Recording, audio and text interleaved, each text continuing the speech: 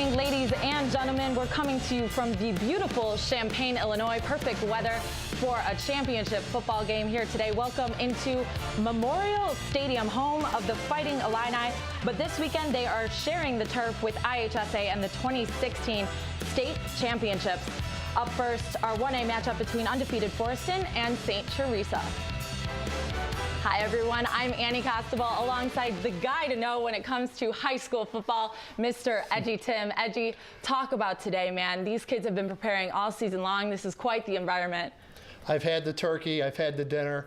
I'm ready for some football. We're here all weekend long. Look at these surroundings we're in. We finally have the hospitality suite we deserve here, but all kidding aside, great ball game. Forreston, hey, they want to run the ball. That's what they've done all year. Great offensive line. And what's interesting about the Forreston offense, a no huddle for a power offense. Don't see that too often. St. Teresa, great size on both sides of the line. Decatur right, hey, everyone's going to watch this young man. A sophomore, already drawn scholarship offers. Just a great, great matchup. A little bit of clash of styles here. I'm ready for some football. Definitely an exciting matchup between these two teams. They're kicking things off, but after them we have another exciting matchup between Deer Creek and Maroa. Following that 2A title game, we have Class 3A between IC Catholic, the undefeated IC Catholic, and Carlinville.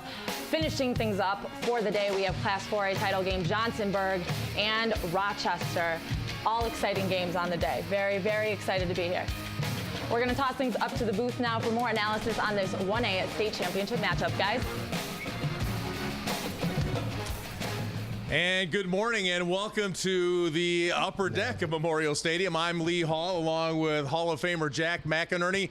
And Jack, we've seen this a lot in Class 1A in the past. A contrast of styles. Forreston undefeated coming in the state championship game a couple of years ago. Power run game against St. Teresa, a team with a running back that's gone over 2,000 yards and a quarterback that's thrown over 2,000 yards. Well, you know, it's really interesting, Lee. They do have a contrast. Forreston runs the double wing, and St. Teresa runs out of the spread. But what's interesting about it is they get there the same way. They both score about 40 points a game. They both average over 400 yards of total offense, and they both run about 50 plays a game. So it certainly is a contrast of offenses, but it is sound football, and they both do what they need to do to get there. It's a tale of two traditions as well. St. Teresa, an old school tradition. Forreston, as we mentioned, just in the state championship game 2 years ago. Here's the key players for the Cardinals. A.J. Christensen and Matt Atkins at running back. Well, they're good. And the thing is, Forreston really has a stable of running backs. There's about 3 or 4 that they run continually, and they keep them fresh, and they do a great job. On the flip side, the key player for St. Teresa is just a sophomore, Decatur Wright, having an outstanding year coming back from an injury. Well, he's a special player in the state of Illinois. He's already been offered by the University of Iowa.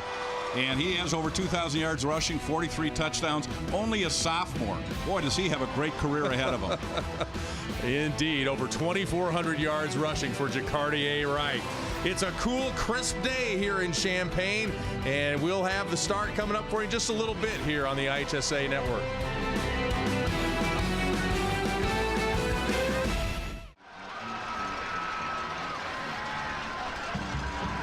We are about ready to kick it off here in Champaign, and we hope you had a great Thanksgiving. We appreciate you joining us here. It's football for brunch from Champaign on Black Friday. There's a look at Denny Diddick in his 7th year. Check that, his 9th year at Forreston. Won the state championship in 2014. 75 career wins as head coach. He's a suburban Chicago guy who's moved to the country and loves it there. Says he wouldn't leave for anything. That kick is short from Forreston and fielded at about the 45-yard line. And that's where St. Teresa will start on offense. That's Mac Handley, a senior, diving on the football for the Bulldogs. They come into this ball game ranked 5th in the state, 12-1.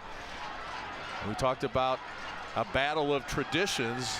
2A state champs in 74, 75, and 1979. They haven't been to the state title game since 1986. They will start from their own 33-yard line. Here's Decatur Wright, the sophomore, met at the line of scrimmage for no gain. Well, I think what's going to happen here is the backside, which is the weak side in that particular play, they're going to close down real quickly because he likes to cut back against the grain. And on that particular play, obviously they had him very well scouted. And that linebacker stays home. The key for him is for backside discipline so they don't overrun the play. Second down, Ryan Fike back to throw, pitches it out to the flat to Jacardier Wright, and he gets about 7 or 8 yards. Let's take a look at that St. Teresa offense brought to us by Taco Bell. And there you're going to look at the lineup. Ryan Fike at quarterback, Jacardier Wright, the running back, Brinkgetter, Davis, Jarrett Greenwell at wide receiver, Luckenbill, Moore, Smith, McLeod, and Branyan up front for the Bulldogs. It's third down and about 3. Wright, nowhere to go. The Cardinals defense only allows about 5 points a game. 75 yards a game rushing. So this is a pretty solid defense for Denny Diddick this year. And that's how they've got here, playing great aggressive defense. And of course, St. Teresa's offensive line averages 230 pounds. They're going for it right now early, making a statement. On 4th and 1. Fike keeps it himself. He's met at the line and brought down. Cody Stewart, the senior, with the big tackle.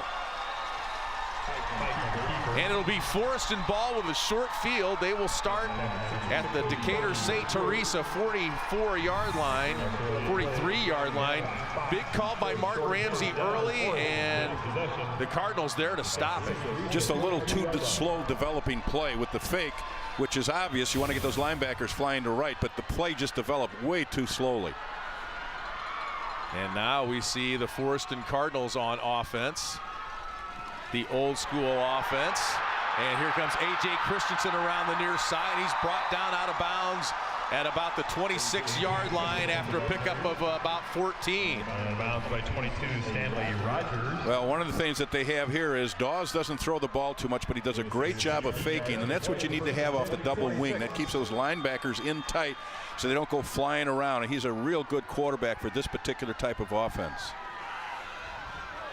First down from the 26. Gavin Fox. Not much room to run outside. He picks up maybe a yard. 6'2", 195-pound junior as we take a look at the Forreston offense brought to us by Taco Bell. Hunter Dawes at quarterback. Gavin Fox at running back along with Matt Atkins. A.J. Christensen is their leading rusher.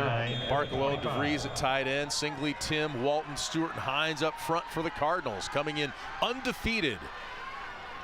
Looking for their second state championship in the last 3 years. Not much on that rush. As we take a look at the Bulldogs defense, they allow about 13.5 points per game. Bo Branyan, Cade McLeod, Simeon Smith, Sam Luckenbill up front. Linebackers are Mac Handley, John Bryles, Simon Brinkgetter. At safety, Stanley Rogers, Seth Greenwell, Jacardier Wright, and Mike Davis is the cornerback. Third down now for Forreston. Brought down in the backfield is A.J. Christensen. So both defenses up to the task in the early going. Well, what's going to happen here is St. Teresa's really going to luck out if they can make a stop here after that kind of a stop, obviously, that Forreston made on them for great field position. So this is a big key play right here for St. Teresa and a big play for Forreston early. You got to take advantage. When you get field position like this, you have got to take advantage of it, especially in the state championship game. Good look at veteran coach Mark Ramsey bringing the Bulldogs to state this year. Hunter Dawes going to keep it himself, looking for the edge. He gets there, gets to the 20, but he's going to be short of the first down. Hunter Dawes on the keeper.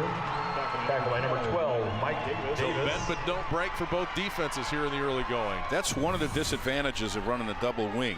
They just do not throw the ball extremely well. You can see right here a good job of pursuit, getting to the football. He comes up short by about 5 yards. So good job of defense there by the Bulldogs of St. Teresa.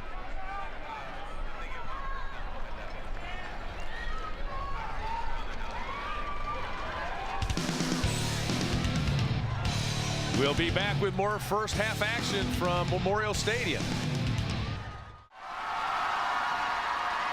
Fired up for football the day after Thanksgiving.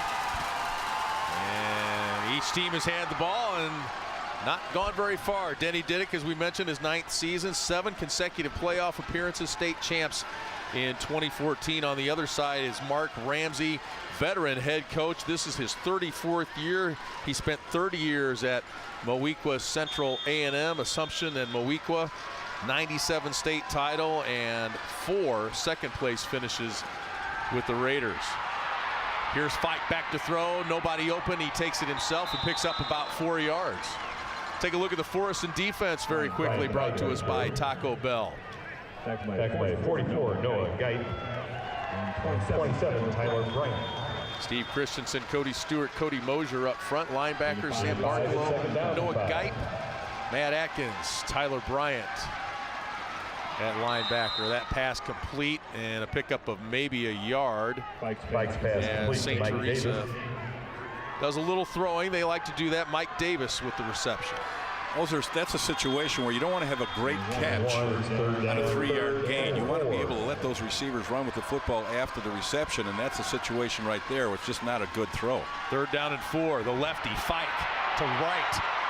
Right, looking for first down yardage. Has it. And brought down at the 36-yard line after a pickup of about 9 on 3rd down. Jacardier Wright can catch it. He can run with it. He's an all-stater. He's the kind of young man that you want to get the football in his hands. You can see him swinging out in the flat here, and nothing more than a swing route, or it looks like a screen pass. But what happens there is he gets out in the open, and he can be a threat every time he touches the football. Little play action and incomplete. Jack Hogan was the intended receiver for St. Teresa. Well, between the quarterback and the tailback, they averaged 381 yards of total offense between 2 players.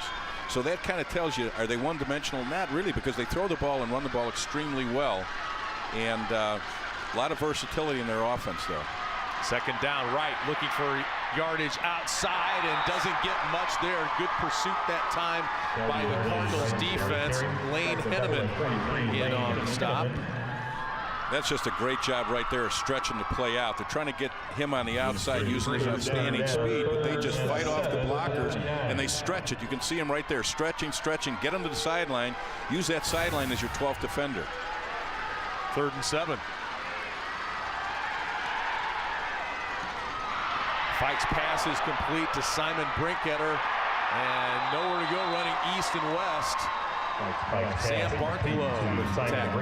Forreston showing you right there the outstanding speed and aggressiveness they have on defense. Very good tacklers in the secondary, and that's very important. Defensive front takes care of the run game. Those linebackers in secondary take care of the pass game. And against St. Teresa, you have to have that versatility because they run through the ball extremely well. Both teams kind of stalling a little bit here on offense. Denny Diddick gets another stop from his defense. Bad snap. The punt is away, and it looks like a pretty good one. Fielded at the 26-yard line. Not much room to run there for A.J. Christensen. Both defenses in charge here in the early going for the 1A state championship. Oh, they're face painters. They're here from Forreston and pretty excited. We saw some Forreston folks before the game. What do you think about the weather today, Jack? Well, from a coaching standpoint, it's ideal. This is perfect for Forreston because they don't throw the ball too often. And there's not much of a wind. We're only looking at about 6 miles an hour. Temperature about 39 degrees, hovering around 40. It's a perfect football day. Right up the gut to give that time. And that's Matt Atkins. The thing about Forreston after that gain of 5, Denny Diddick will send 7 or 8 running backs in there throughout the game. So you really have to pay attention who's running the football. They got a lot of weapons. And very short gain that time. And again, they go to Matt Atkins, a 5'7" junior, 185 pounder. He'll come out, and Denny Diddick will run 2 or 3 different guys in. Well, really the key to their offense is they certainly do have a stable of good running backs, but that offensive line that averages 226 pounds is very, very good. 3rd and 2. Not much there that time. The Bulldogs with another defensive stand. It's going to bring up 4th down. And if the first drive is any indication, they will go for it again.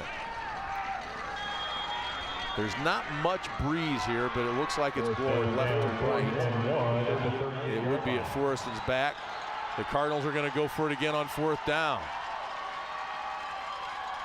Both these teams seem to trust their defenses, which obviously are very good and have been very productive all season long. And of course, St. Teresa realizes that Forreston doesn't throw the ball much. All right, Denny Diddick calls timeout. Thought maybe he was just trying to get the I think he wanted to get Bulldogs them to jump. Yeah. They didn't jump, so Forreston calls timeout. I think they're going to punt the ball now. 4,915 yards rushing on the season for Forreston coming in. That is 10th all-time in Illinois high school history. And then it's also, I think, a school record for them career for a season offensively. Let's take a look at how these teams got here. The road to Champaign in Class 1A. There's a look at the Cardinals season. You look at the game on October 7th against Lena Winslow, 13-7. And then if you fast forward to the quarterfinals, they beat Lena 44-7. You can kind of see how this team got better as the season went on. It really has, but the other part of that is it's really difficult to play somebody twice in the same season. That happens often, not as often as we think, but it's a tough road to hoe. 4th down. Right up the gut, and it looks like the Bulldogs held again on 4th down. That's the second 4th down stop for the Bulldogs. The spot is about a yard short. That's really a great defensive stop for St. Teresa. Forreston coming into this ball game averages 378 yards running the football and throws the ball only for 34 yards a game. So that kind of gives you an idea how dominant they are with the run game, but yet here they needed a yard, and St. Teresa wouldn't give it to them. Neither team's converted a 4th down in the early going. St. Teresa with a short field on this drive, starting at the Forreston 38. Bulldogs with a man in motion, and the give is to Zach Jarrett, and he gains about 4 on that 1st down play. Zach Jarrett is a 5'9", 162-pound senior. He's rushed for 340 yards this season. Just running a jet sweep right there, trying to get to the edge, but the quickness of Forreston, their defense is very impressive, and also how well they contain on anything outside. 2nd and about 7 for the Bulldogs. Fike to throw. Looking deep, and nobody open. He actually had Zach Jarrett that time kind of out in the flat. Instead he tries for the deep ball and is unsuccessful. He's thrown for over 2,000 yards this year. Ryan Fike's completing 61% of his throws. 61%, and the balance between he and Wright. He throws for about 160 yards a game, and Wright rushes the ball for about 190. So that's 381 yards of total offense between two players. That's pretty impressive. 3rd and 7. The give to Wright. He eludes 2 tacklers, but too many Cardinals. Look at how they swarm the football and stop Wright for a short gain, maybe even a loss of 1. Well, what happens there in that defense is they don't give up on the play. They get to the football. He does a great job there of getting outside. But watch the people get into the ball. Excellent pursuit. Look at all the white jerseys right there, and that's the key to their defense. They have excellent pursuit. They get to the football, and when they get there, they have a nasty demeanor about them. St. T going for it on 4th down. Fike back to throw. Pressure. Rolling to his right. Throwing. Wow. And it's complete. Mike Davis with the diving grab at the 20-yard line. 16 yards on 4th down, and it's 1st down and 10. St. Teresa, first 4th down conversion of the game. What a great job here by Ryan Fike. Watch him. He's a lefty going to the right side. That's the difficult throw mechanically for him to get rid of the ball. You can see the pressure he gets, and you can see he takes the hit right after the throw. But great job of getting the ball down the field for a big 1st down. Cartier Wright with a gain of maybe 1. There's Mark Ramsey. And he's got kind of a college of coaches there on the sideline. You look at the veteran coaches. Ed Bain, my old PE coach from Spalding, coached St. Teresa back in the 70s. He's one of the assistants, won 2 state titles with St. Teresa. This pass is complete, and Zach Jarrett carries it down inside the 5-yard line, out of bounds at the 4, a pickup of 12, and it's 1st and goal, Bulldogs. They need to continue to throw the football because they have to loosen up Forreston's defense. They're saying we're going to take away right and force you to throw the football. And if they can throw the football successfully, again, then that'll loosen up the run game for them. 2:48 to go, first quarter. They got a flag, And a late flag. Looked like Forreston might have jumped into the neutral zone, which is bad in football and on Star Trek, by the way. Got to avoid the neutral zone. Encroachment on the defense number 38. Half the distance to the ball. Still first down. There's a look at our officials for today. My buddy Stephen DeClerc from Pana, Illinois, on the crew today. Congratulations to those gentlemen. 1st and goal from the 2, right. Bounces outside, loses the football into the end zone. Recovered. They're saying he's down. He's down just short of the goal line. Boy, that was a lucky break right there for the Bulldogs. Yeah. He's got to turn the ball up a little quicker. Trying to run to the edges continually is not going to work. And the Cardinals sniffed that one out nicely. A.J. Christensen in on the tackle there for the Cardinals. You can see that right here. He tries to bounce it out too far, and Forreston's so quick to the football. He loses the ball. Good call by the official. His knee was down before he lost, and again he's trying to dip it out, but you can see backside pursuit coming flat down the line of scrimmage. On 3rd down, fight the keeper and nowhere to go. Skylar Riguez, the linebacker, with the tackle. What a great job of Forreston right now, coming up with the big stop here and forcing St. Teresa to possibly settle for a field goal. But I think they're bringing in double tight. 10th play of the drive for the Bulldogs. More of a power running game right here. They give us to Jarrett. Nope. Nowhere to go. Flag on the play. Forreston's defense is just so aggressive and so quick. They get to the football no matter what the action is in the backfield. On the offense, number 65. Decline. That penalty be declined. Forreston ball.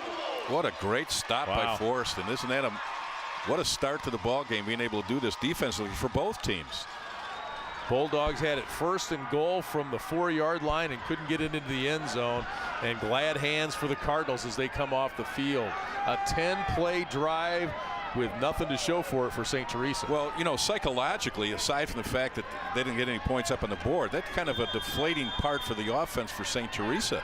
Getting the ball down there and not being able to score. Cardinals take over deep in their own territory. 1:33 to go in the quarter. Inside handoff and a gain of about 3 for Forreston.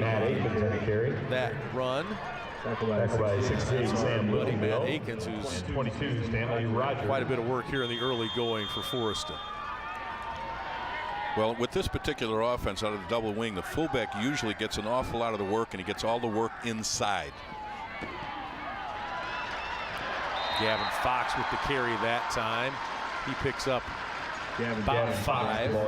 He's a 6'2", 195-pound junior. A lot of youth on this Forreston among the skill players. The talk around Forreston was maybe they would be in the state championship game in 2017, but here they are a year early with a lot of juniors at the skill positions. But some of these kids were in the game or on the roster anyway when they came down here a couple of years ago for the championship game. A.J. Christensen on 3rd down with 1st down yardage, a pickup of about 4. He has 1,109 yards coming into this ball game.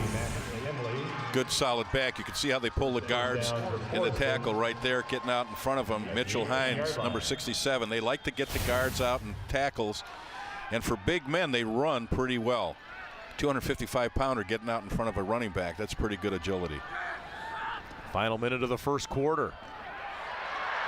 And good hard running inside again for Matt Atkins. Now, when we look at this again, you'll see that he was offset in the backfield. He wasn't right behind the quarterback. They ran a trap, and he was actually lined up behind the guard as opposed to lining up right behind the quarterback, and they ran a trap right up the middle. did a nice job there of getting the linebackers out of spot and picking up a good first down. Here's Fox looking for yardage on the left side. He's brought down with Fox on the carry. just about getting back to the line of scrimmage that time is A.J. Christensen. St. Teresa plays quite a few players both ways, and conditioning is very important here. We played a quarter and the defenses are large and in charge so far in Class 1A. Coming up at 1, the Class 2A title is on the line as DMAC faces Maroa Forsyth on CSN+, followed at 4 by the Class 3A championship between IC Catholic and Carlinville. Tonight at 7 on CSN, Johnsburg faces Rochester. They go head-to-head for the Class 4A crown. Watch every game on air and online at csnchicago.com or on the NBC Sports app. For complete listings, visit csnchicago.com/Illinois High School. And the Cardinals are off and running here in the second quarter. For a lot of our fans at home, when you watch the double wing, if you see this, oftentimes you'll see this with Georgia Tech a little different. I mean, it's kind of the same look, and Navy, whatever. But here, in many cases, they have the fullback. They'll have him offset over one guard or the other. Right now, he's behind the fullback, but in many cases, he's off the guard. No gain and a flag from both the side judge and the back judge, and it'll go against Forreston.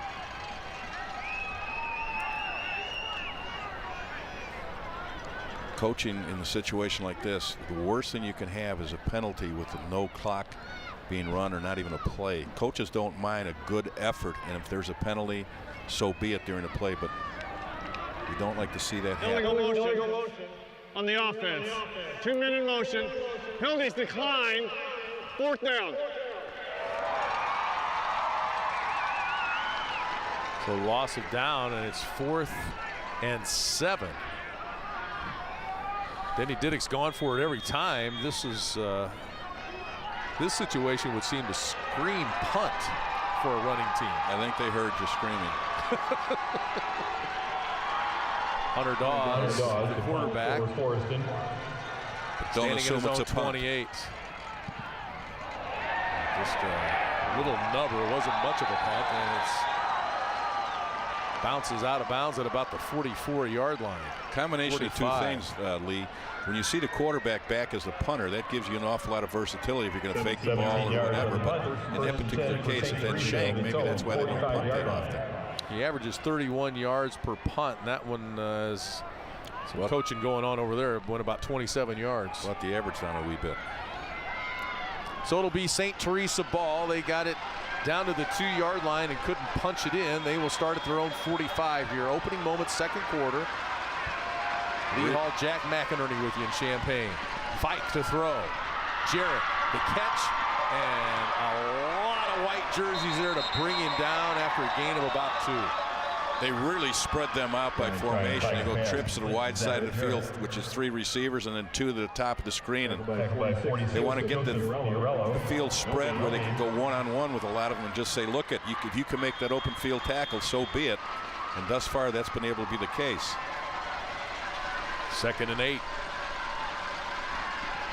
Fight, pump fakes. The receiver just stood there. There's a flag. And Fike throws it away. It's going to be holding. And it'll go against the Bulldogs. They've had some problems with penalties. Mark Ramsey says his team has at times let their emotions get away with them, especially in a game against Tuscola that they lost earlier this year. Actually, both teams, Lee, have had that issue. Forreston has had the same kind of problem with penalties.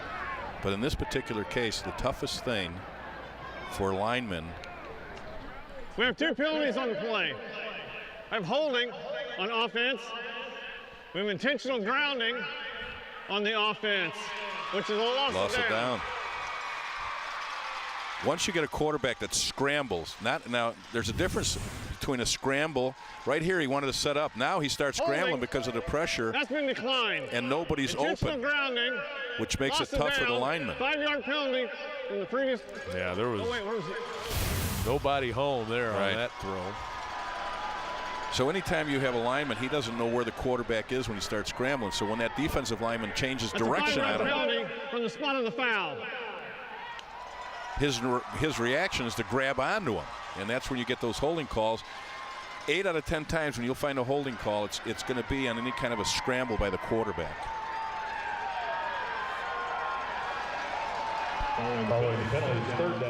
Oh, as if Forreston's defense wasn't tough enough. St. Teresa with a penalty there that pushes them all the way back to their own 33-yard line. Fight to right. And gets back to the line of scrimmage and not much more. Forreston really doing a good job once the catch is made, swarming to the ball. It looks like one of those zombie movies because it just seems like people keep pouring in there. What they do well is they break down. They get to the ball under control. When you're going after a running back like Wright, who has excellent moves, you have to be under control. You can't be diving at his feet. And that's what they do. They surround him, they break it down. And the thing is, they know exactly where Wright is all the time. When he comes flying out of the backfield on a flat route or whatever, there's linebackers assigned to him. They want to take him away no matter what.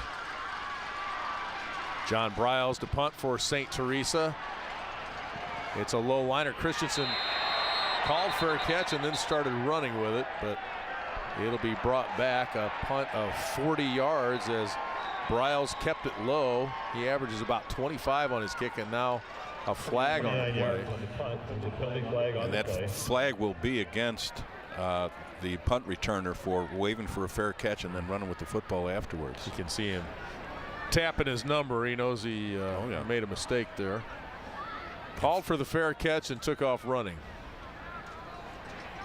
And the St. Teresa player knew that to point to the official and tell him that he was waving. The receiver gave a fair catch signal, then ran with the ball after he caught it. That is a delayed game, 5-yard penalty from the spot of the foul, first down, timeout. The official's getting almost as much airtime as Jack McInerney in this one. 9:57 to go, first half, no score.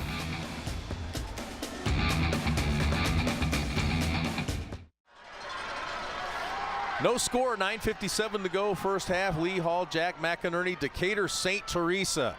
3-time state champion back in the 1970s, 74, 75 under Coach Ed Boehm. He's one of the assistants for St. Teresa.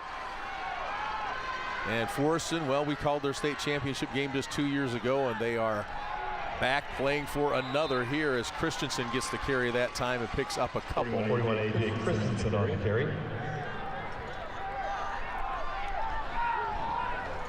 Well, St. Teresa has been very impressive defensively. I kind of thought coming into the game that they would be a little more explosive offensively and thought that they had a fairly good defense. But Forreston is noted for their offense, but St. Teresa's done a nice job defensively.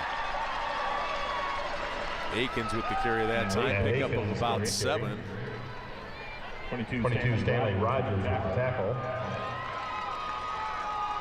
Third down and 1 at the 29-yard line. Gotten a lot of work here in the early going. Not much to show for it. Nothing to show for it for either team so far. And this is a St. Teresa team, Jack, that's outscored their opponents 413 to 48 in the first quarter all season long. So they're not used to this kind of football. Dawes met at the line of scrimmage and brought down for a loss. Decatur St. Teresa defense answering the call there. John Briles, the 5'11 junior, with the tackle. Well, both teams, Lee, are in that situation. St. Teresa averages about 28 points in the first half of games and doesn't allow but more than 6. So both teams do most of their damage in the first halves of games. Forreston going for it on 4th down, and they're going to get it. Christensen out across the 35-yard line to about the 38, a pickup of 7 for the junior running back, all-stater, and it's a first down Cardinals. Good effort right there. He only averages throughout the ball game over the season about 8 carries a game and 85 yards. But the thing is that there's so many backs for Forreston that keeps the average down for most of those runners.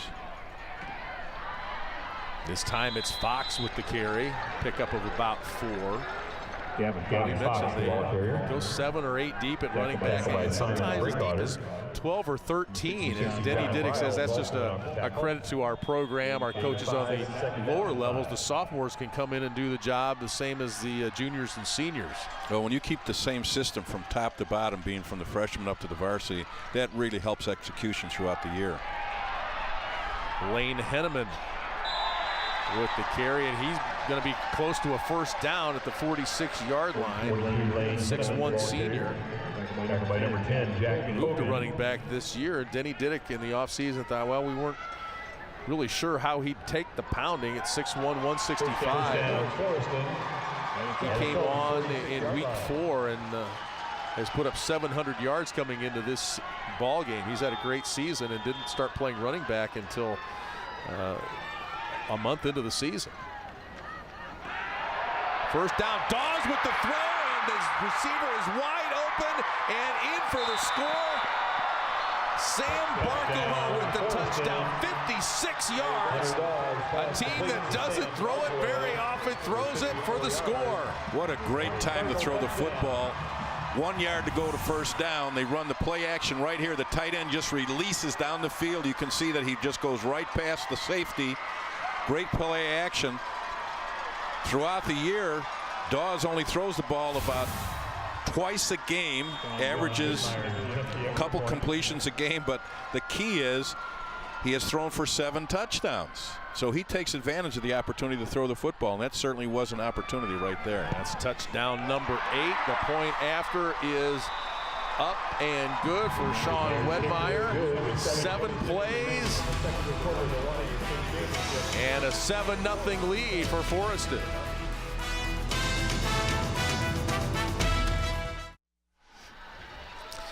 There's 6'6", 220-pound junior Sam Barkalow. Got a little workout on that last play, Coach. And he was all by himself. Just a great play fake in the backfield, and he just released, did a hesitation block and released right there. You can see him coming right down at the bottom of your screen, wide open. The safety was looking into the backfield to play action, and that's exactly what Forreston does. They do such a great job with their faking in the backfield. And then he just released, and what happens in high school football, they look in the backfield too often, and all of a sudden the receiver's going by him, and it's too late, and it's 6 points on the board. And a shout out to Hunter Dawes. You mentioned he doesn't throw it very much, but he's completed 50% of his passes coming in. Look at that. That's because they don't want to get the ball down the right. Is that how you tee up your golf ball? Very much so. Oh, it was touched, and St. Teresa covers. That's kind of a credit to the 2 running backs for St. Teresa. They don't want to kick it deep to allow a return, but obviously right here they end up giving them great field position anyway, so it's flip a coin and decide what do you want, head or tail. We'll see if Decatur St. Teresa can answer. 12-1 coming in. First round loss last season to West Central, and here they are playing for a state championship a year later. Fike looks to throw. Didn't like what he saw out there. Now he's running for his life and brought down and tackled by Barkalow, the guy that just caught the touchdown pass with the big sack. And a huge loss on that one. And that's a perfect example when people talk about, well, they can't be very good because they don't platoon. You've got great athletes that have super conditioning attitudes, and there's a perfect example right there. You get a lot of two-way players, and if they're good football players, they're conditioned extremely well, and that's exactly what happened in this case. Big number 88 with a couple of big plays in this ball game. Fike back to throw. It's complete and close to the original line of scrimmage. Mike Davis with another big catch. We saw him make a big 4th down catch earlier. Good smart play right there. Don't try to get it all back at once. Kind of peck away at it. So they're in decent position right here because as they've proven, they'll probably go for it on 4th down. So they got 2 downs to pick up 10. And a whistle stops play and a flag on 3rd down and 11. False start on the offense. Number 65, 5-yard penalty, 3rd down. And another penalty hurts the Bulldogs here on this drive. Saw it on the last drive too. This is definitely a situation where St. Teresa seems to be out of sync. They just don't seem to be the offensive juggernaut that they had been for the first 13 games. It's kind of and it's a credit to obviously the Forreston's a very quick, aggressive defense. 3rd and 16 now. Fike drops back. Looking deep, jump ball, and caught. Simon Brinketter. He's on his way to the house and scores. 61 yards. All of a sudden, this defensive battle has turned into an aerial show. For two teams that really don't throw it that much, certainly Forreston, but in this case, perfect example, when the quarterback has to scramble, you can see him kind of shuffling around, getting out of the pocket. The defensive backs lose sight, as it happened right there, of where their receiver is, because they're looking into the backfield, and it develops into a big play. That happens very often when a quarterback has to scramble. When he's flushed out of the pocket, it can result in a big play. There's your old coach right there. That's Mark Ramsey, the old coach at Central A&M. What a career he's had. 7th touchdown catch of the year for Brinketter. The extra point is good, and we are tied. 26th touchdown pass for quarterback Ryan Fike. Brinketter catches the jump ball and takes it in for the score. That was just a good effort right there by Ryan Fike. Looking down the field, you can see keeping the play alive with his feet, and the real quick release coming across the field, but going up to the highest point to get the ball. And that's exactly how they're coached. And Greenwell does a great job right there of making something happen. Breaks off his route, comes to the middle of the field knowing the quarterback's in trouble, goes up and gets the ball, then breaks against the grain, takes it into the end zone, gets St. Teresa back in the ball game. A couple of Cardinal defenders ran into each other, and that might have helped Brinketter take it all the way.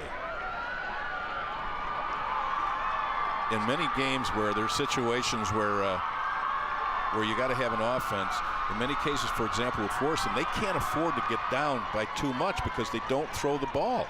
St. Teresa, on the other hand, has a lot more balance in their particular offense. There's a good job right there where you can see a coach talking with the quarterback as far as what routes to look for and different things along those lines. There's Ed Bain, the head coach back in '74 and '75. They won the first 2 state championships back in the '70s. He coached at Spalding High School in Peoria, was my PE teacher. Got a chance to catch up with him before the game.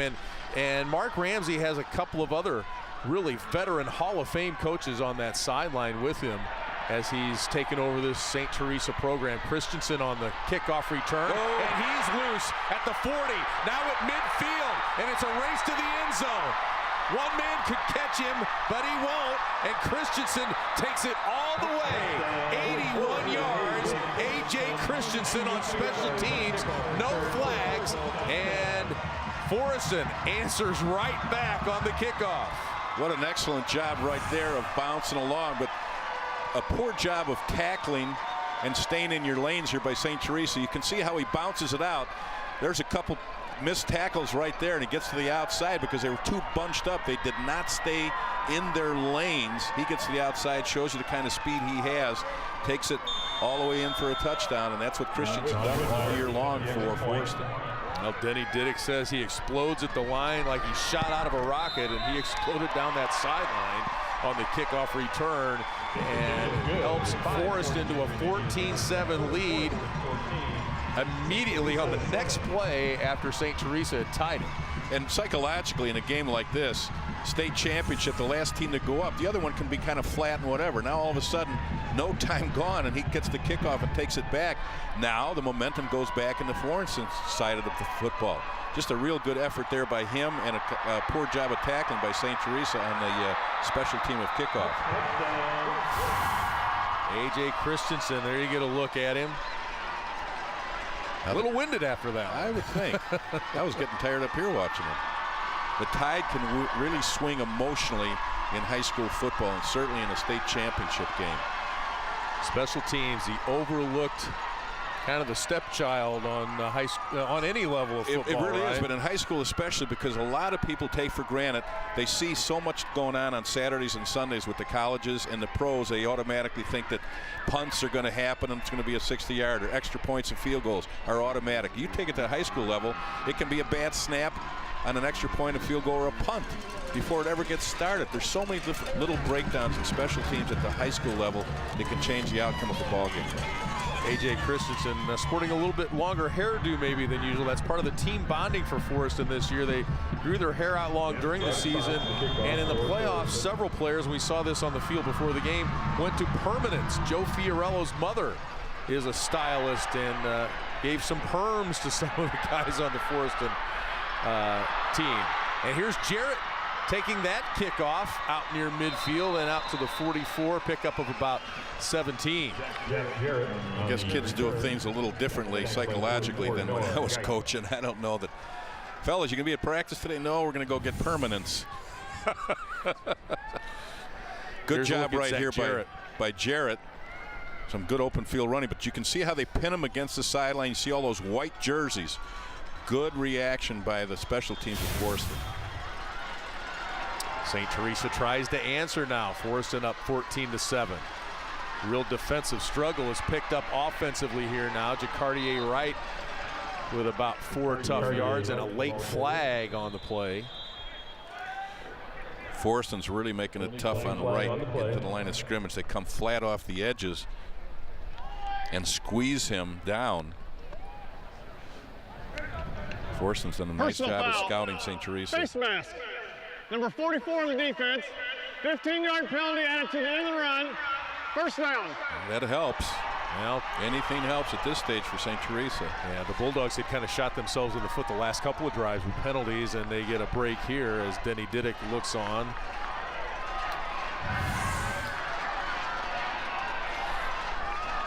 There's a shot right there of the face mask. Good camera work. Good call by the officials. Fike on first down, fires it across the middle and complete to Jack Hogan, a freshman, 5'11", 156 with the catch. He gets right in the vacated area. That play fake pulled that linebacker up, and that allowed that wide receiver to get back in behind where the linebacker would have dropped had he not jumped on the play fake. 6'1", 191-pound senior Ryan Fike. And a nice job throwing the ball today. That one in and out of the hands of Wise. And what's the call? They're going to say incomplete. It looked like Christensen got the interception, but they say it hit the turf. He really puts a little zip on this football, especially when you're throwing the ball inside like that with linebackers and safeties flying around the football. Let's take a good look here coming from the end zone. The ball's in the air. Nothing usually good happens when the ball is thrown in the middle where safeties and linebackers are. You can see the ball hit the ground right there. Another good call by the officials. Mike Davis was the intended receiver. Brings up 2nd down and 10 now. St. Teresa looking to tie this ball game. That time it's complete. Off the play action to Jack Hogan. And he's got a first down at the 10-yard line. Defensive breakdown in that play. He was in the slot. Linebacker never got over there in time. He's kind of went with the play fake, and he got right in that seam. And a good read by Ryan Fike delivering the football. 15-yard pickup. Now on first down and goal. It's Davis down to about the 5-yard line. Fike is really throwing the ball well for St. Teresa. 11 of 15 now, 151 yards. I think Coach Ramsey realizes that the run game has not been very effective here in the first half, that they're trying to take the tailback away, which is right. And they're going to say, okay, Fike, you've got to loosen him up, start throwing the football. He's done a nice job with it. 2nd and 5. Fike loses the football on the handoff to Wright. He held onto it. It looked like he tried to hold on to it a little bit too long and lost the football, but recovers. That's a big reaction there by Ryan Fike picking that ball up, because St. Teresa cannot afford to be down in the red zone here and not get in the end zone. They got down to the 2-yard line in the first quarter and couldn't punch it in. They look like the home team down there. We're in the orange and blue of the Fighting Illini. 3rd and 5 now as they look to tie this ball game. Fike to throw. His receiver getting manhandled over on that side, so Fike keeps it himself and takes it down inside the 2. I don't know if that was a miscommunication or what, but he only had one receiver over there, and he was taken out of it right away. And Fike just turned up and ran the ball. I think on the backside, the tight end was supposed to come across the field and help out. But you can see right there, there's no receiver over there for him to throw to. Makes it easy on Forreston when they know all they got to do is take the runner away. got to get in here now. 4th and goal.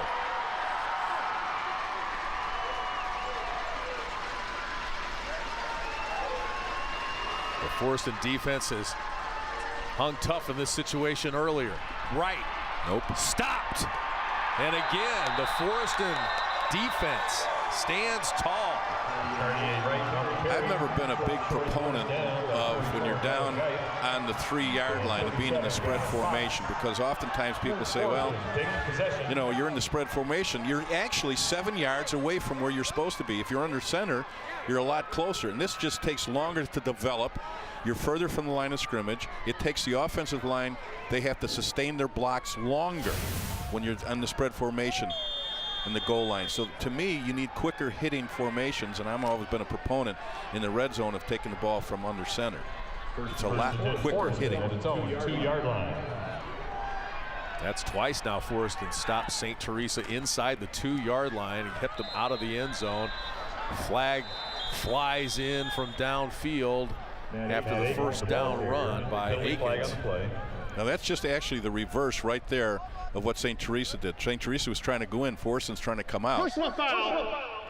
Face mask on the defense, number 32. 15-yard penalty for the end of the run. First down. That was Henneman on the run, and a big break for Forreston there, down inside their own 2, as Mark Ramsey sees penalties killing his team here in the early going in the first half. Well, as we mentioned, St. Teresa's offense just seems to be a little out of sync, but on that last drive, the passing game started to come around a little bit. Christensen hit at the line of scrimmage and then bounces through the secondary. He's outside again like he did on the kickoff return. And St. Teresa with a better job of pursuit after a big pickup, 34 yards for A.J. Christensen, the junior running back for Forreston.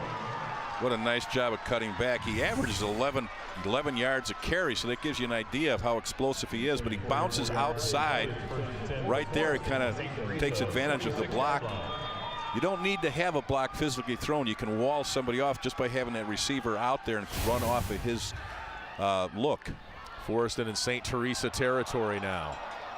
And a pickup of about 4 on first down for the Cardinals. Got a player down here. Fumble. I say is a fumble. And it's St. Teresa ball. That was Matt Atkins on the carry. Coughed up the football, and St. Teresa gets it back. It looked like a player was down, covered up, but it was just a let's take a look at it right here. You can see him just coming off tackle. It gets popped pretty good and goes down, and the ball is on the ground. Like those end zone shots. That was Joseph Bowers on the carry, his first carry of the game, and he coughs it up. So a break for the Bulldogs. Fike throws out to the left to Davis. And Forreston says they have the ball, but they're going to mark Davis down at the 48-yard line. Tackle at 27, Tyler Bryant. Pickup of 7. A lot of times you can't tell what's going on down there because you have to hear for the whistle, listen for the whistle. There's your whistle right there. So the whistle blew the play dead before he fumbled the football. Good work by the truck right there on that one, Lee. Gives people an idea of what happens. We're down on the field and you don't realize that whistle's gone off. So when you're in the stands, you think it's a fumble, but you didn't hear the whistle. Tackle by 54, Skylar. Jack Hogan on the reception, and it's a first down for St. Teresa. For St. Teresa at the 43. Just outside the 43-yard line. Fike fakes the handoff, throws deep, and well covered that time. The intended receiver was Mike Davis. And bring up second down for St. Teresa. Their first time past the second round since 2010. St. Teresa's community, they talk about the quarterfinal curse. The Cubs broke their quote-unquote curse this year. St. Teresa did the same thing. It's so interesting because in the start of the state championship, St. Teresa was so dominant those first couple of years. Back-to-back state titles and another one in '79. Fike flushed out of the pocket And Jacardier Wright was the intended receiver, got turned around there on the throw as Fike had to let it go. The pressure from Forreston's defensive line pretty good that time. Forreston is really doing a nice job defensively against both the run and the pass. Where the breakdown occurs is when Ryan Fike starts scrambling. The secondary kind of breaks down and is looking into the backfield, but for the most part, Forreston's been very good against the run. 3rd and 10. Fike rolling right, flushed out of the pocket and throws it incomplete. It'll bring up 4th down. And he also, Lee, can get very frustrated. You know, you start scrambling around. You initially have a play fake. You're supposed to set up in the pocket and throw the ball from the pocket. Receivers are supposed to be open, and then you get frustrated and you start scrambling around. Well, sometimes when you're scrambling around, you're not looking downfield. You're looking at the people that are coming to tackle you. So you can see right there the frustration that he's showing.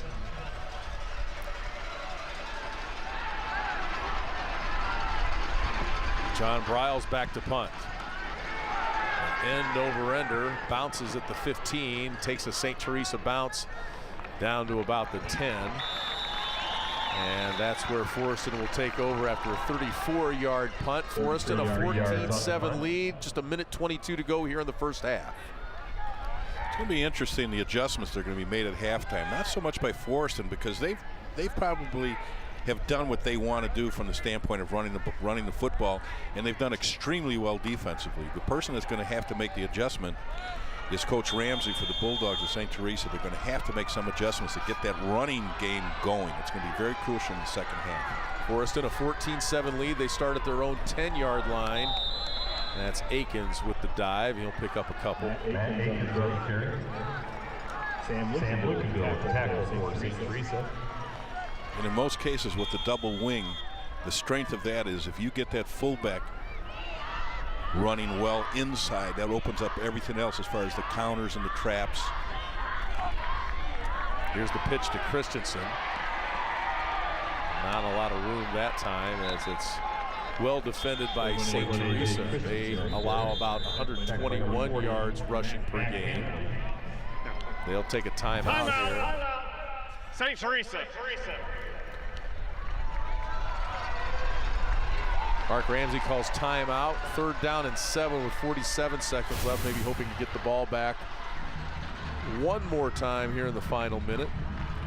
Well, neither one of these teams has done a real good job kicking or punting the football, rather. So maybe he thinks that if he keeps Forreston down here, they're going to be forced to punt the football, even though they've only punted one time and it wasn't very effective. But you never know. Down here we talk again about special teams. It could be a bad snap, could block the punt, a lot of different scenarios. Annie and Edgy Tim will have highlights and more for you coming up at halftime here from Memorial Stadium. Lee Hall, Jack McInerney with you from our broadcast booth high above Memorial Stadium. Great weekend of football. 4 games today, 4 more tomorrow.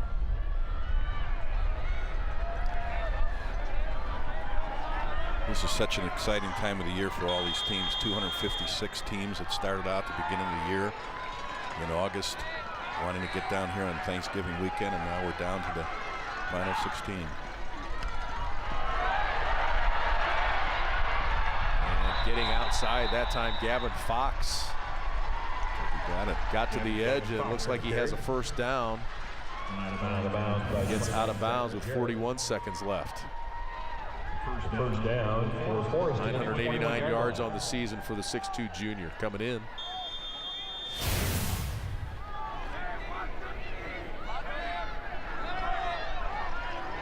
They're going to take their time right here. 1st and 10. Dawes back to throw. Oh, in and out of the hands of the intended receiver, Hunter Rogers. He kind of had to wait for it. He was wide open.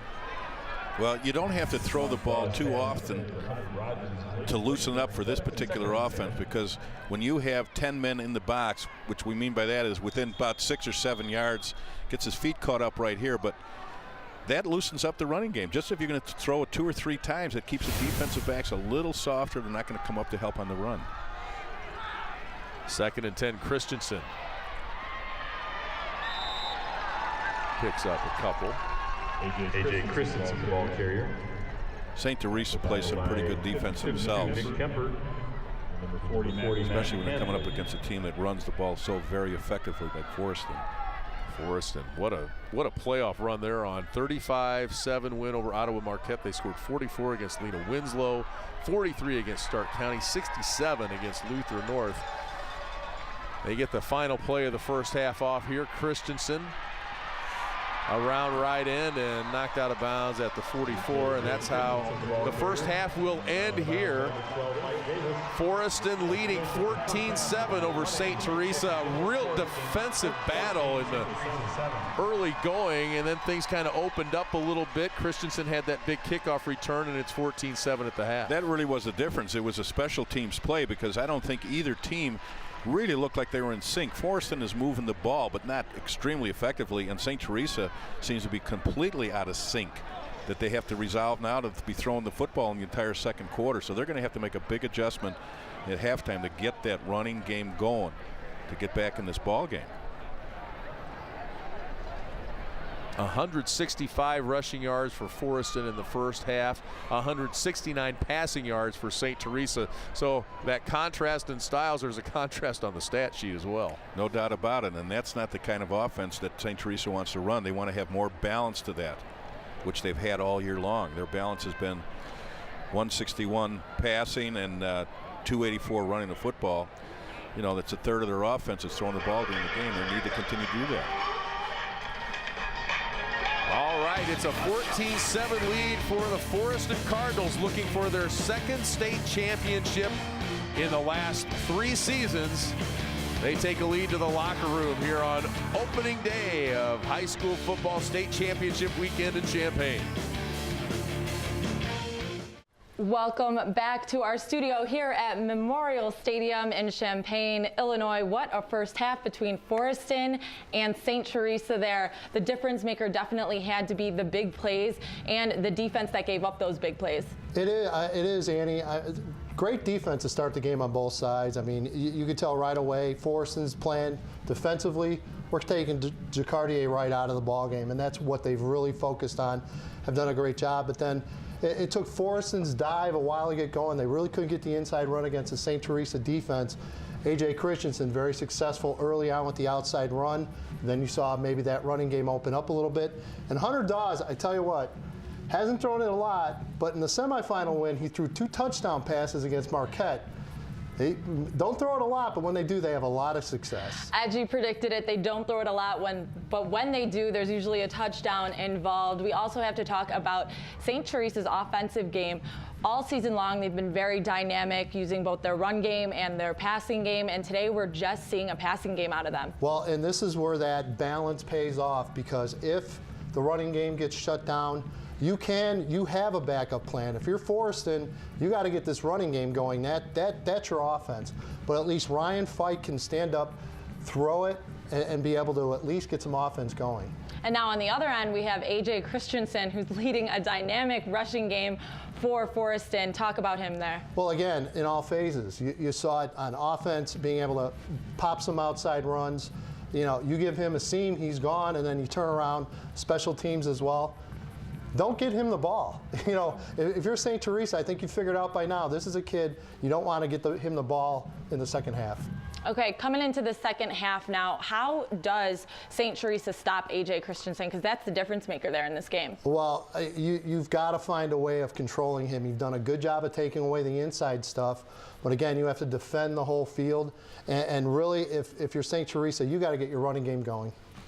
All right, well, coming up just after this break, we have our country financial memorable moments here on Comcast Sportsnet. Don't move.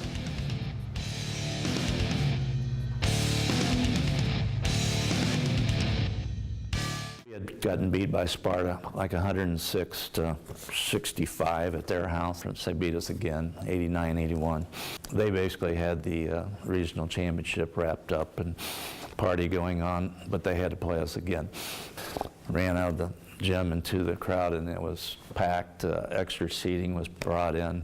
We ran into overtime. We ended up being actually 191-89 in overtime. Buzzer went off, and it was about as big as a Super Bowl, you know, for Chester, Illinois. It really was. It was that big. The best thing I like about my job is dealing with people and try to help people, you know, from their vantage point. High school sports probably drove me to the point of getting to the point where I'm at today because of the ability not to want to lose, not to finish second.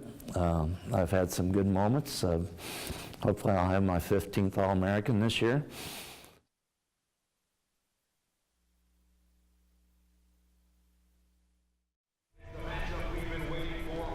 Welcome back to Memorial Stadium here in Champaign, Illinois. 14-7 in the 1A state championship matchup between Forreston and St. Teresa. Forreston getting on the board there in the second half, 2 dynamic touchdowns.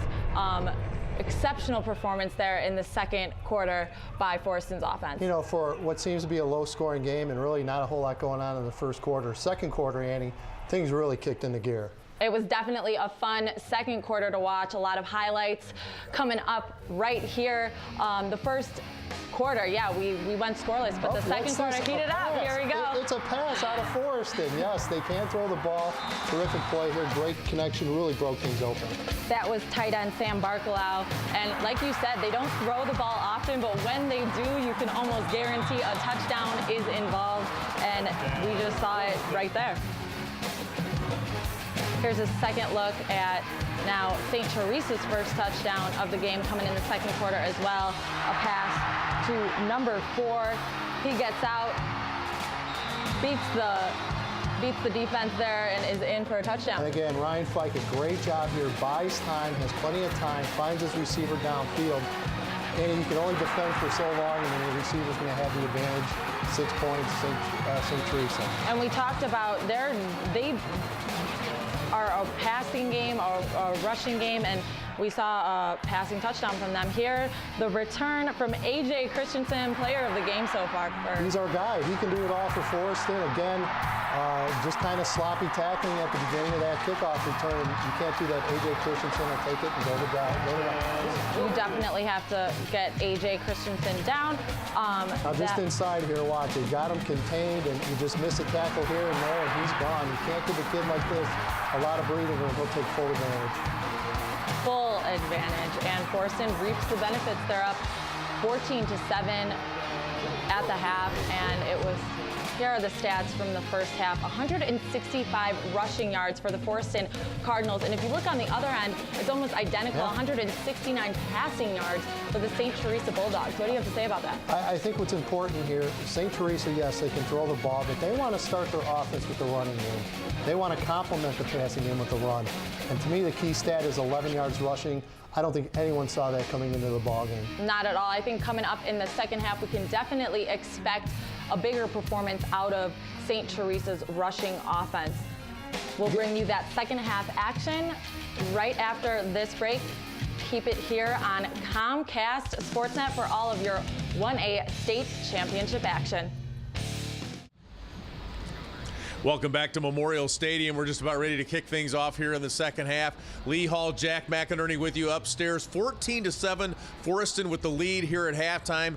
Jack, you look at the first half and you look at rushing stats for Forreston, passing for St. Teresa. Pretty close ball game. That one kickoff return really the difference in this game right now. Special teams are the difference, but the other part of it, Lee, is that St. Teresa at halftime has got to get the run game going. There's absolutely no doubt about it. That they are in the ball game, but they're out of sync. And the balance that they have is with the run and pass. They've only had pass in the first half. The run has got to be there in the second half. And we're just about ready to get things started here in the second half. Forreston, a 14-7 lead over St. Teresa. And one of the key stats that we didn't get a chance to talk about, Jack, Jacardier Wright. 10 attempts, 18 yards rushing. They have just really done a great job of taking him out of this ball game. It's an amazing game plan because of the balance that St. Teresa possesses running and throwing the ball coming into this game. But you're right, Forreston did a great job during the week of dress rehearsal for this. There's no way that they've been able to contain him for the second half. I just find it so hard to believe with the stats that he has and the year that he's had that they need to continue to do this. If that's the case, then it's going to be a long, long second half for St. Teresa. And really, Jack, no team has been able to do that to St. Teresa this year. Tuscola did it, but Wright came out of that game too after an injury. They held him to 9 yards on 8 carries, and he came out of that game, missed the next game. But other than that, he's been a pretty formidable force. Well, last week alone, he had 25 carries for 146 yards and 3 touchdowns. So they've, I'm sure, have found a way. It's such a veteran coaching staff over there for St. Teresa. They found a way to get Wright back in the ball game here in the second half. He's going to have to get a lot more touches than he did in the first half.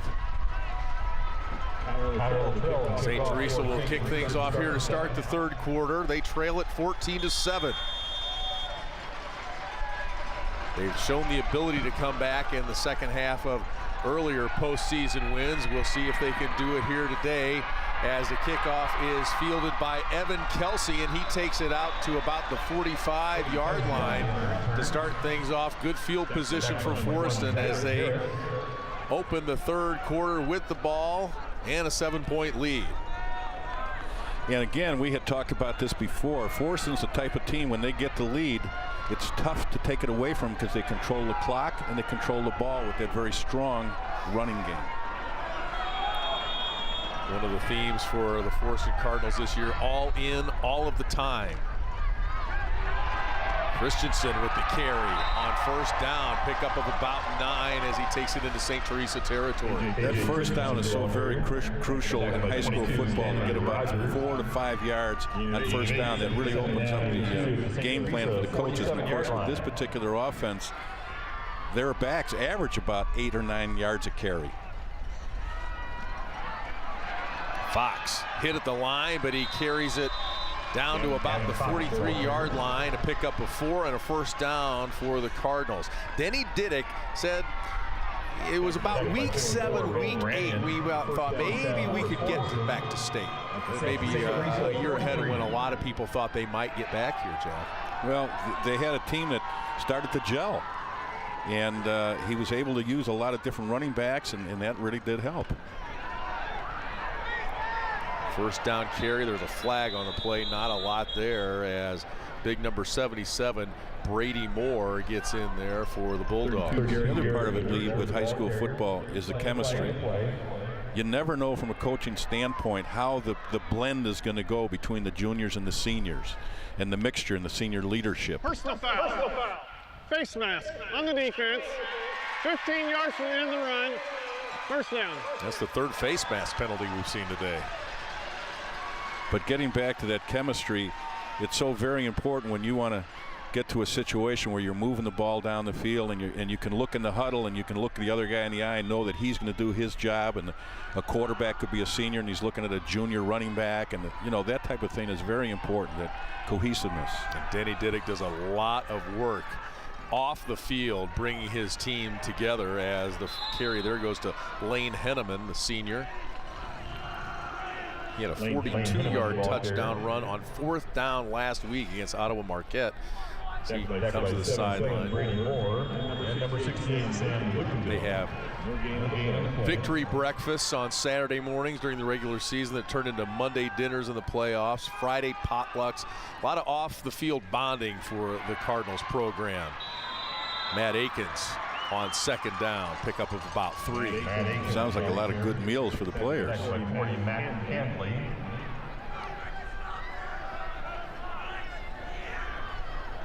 It does.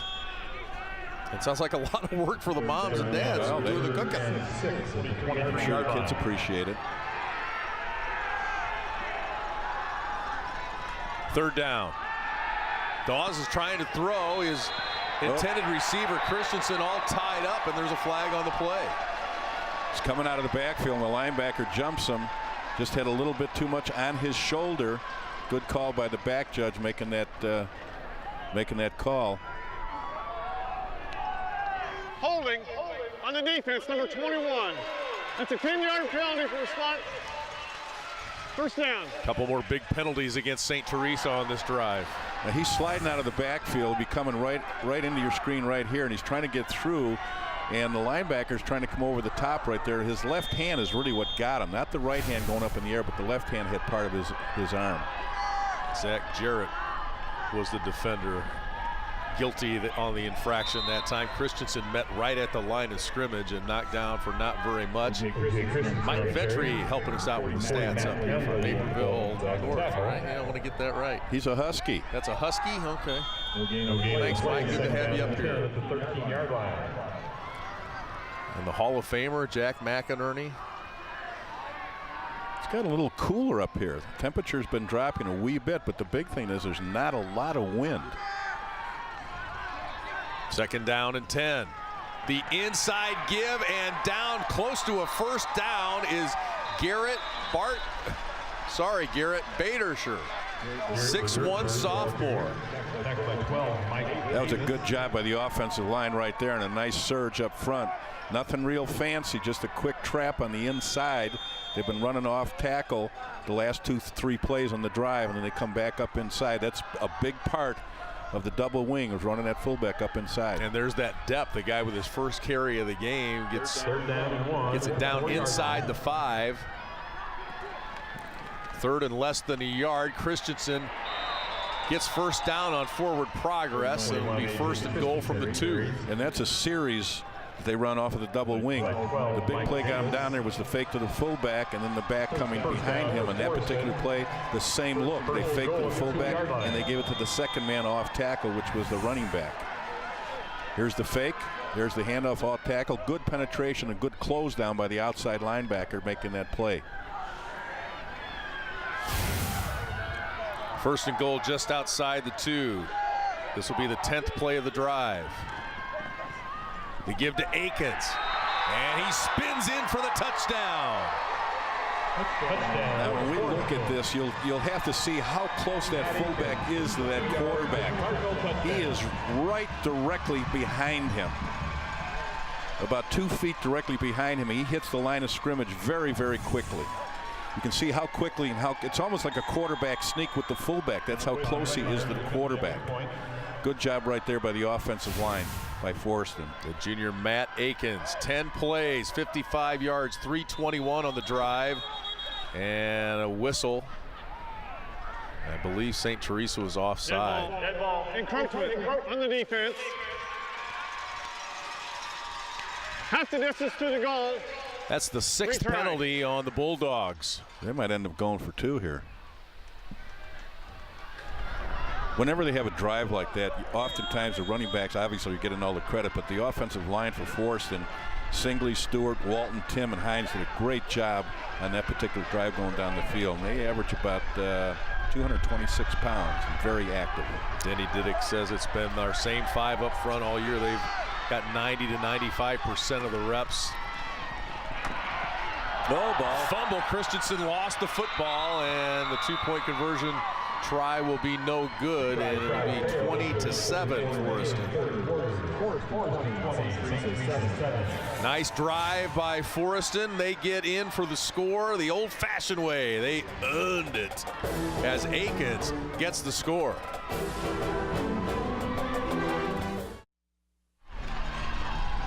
Forreston, the 20-7 lead here in the 3rd quarter. Lee Hall, Jack McInerney, Mike Ventry with you upstairs.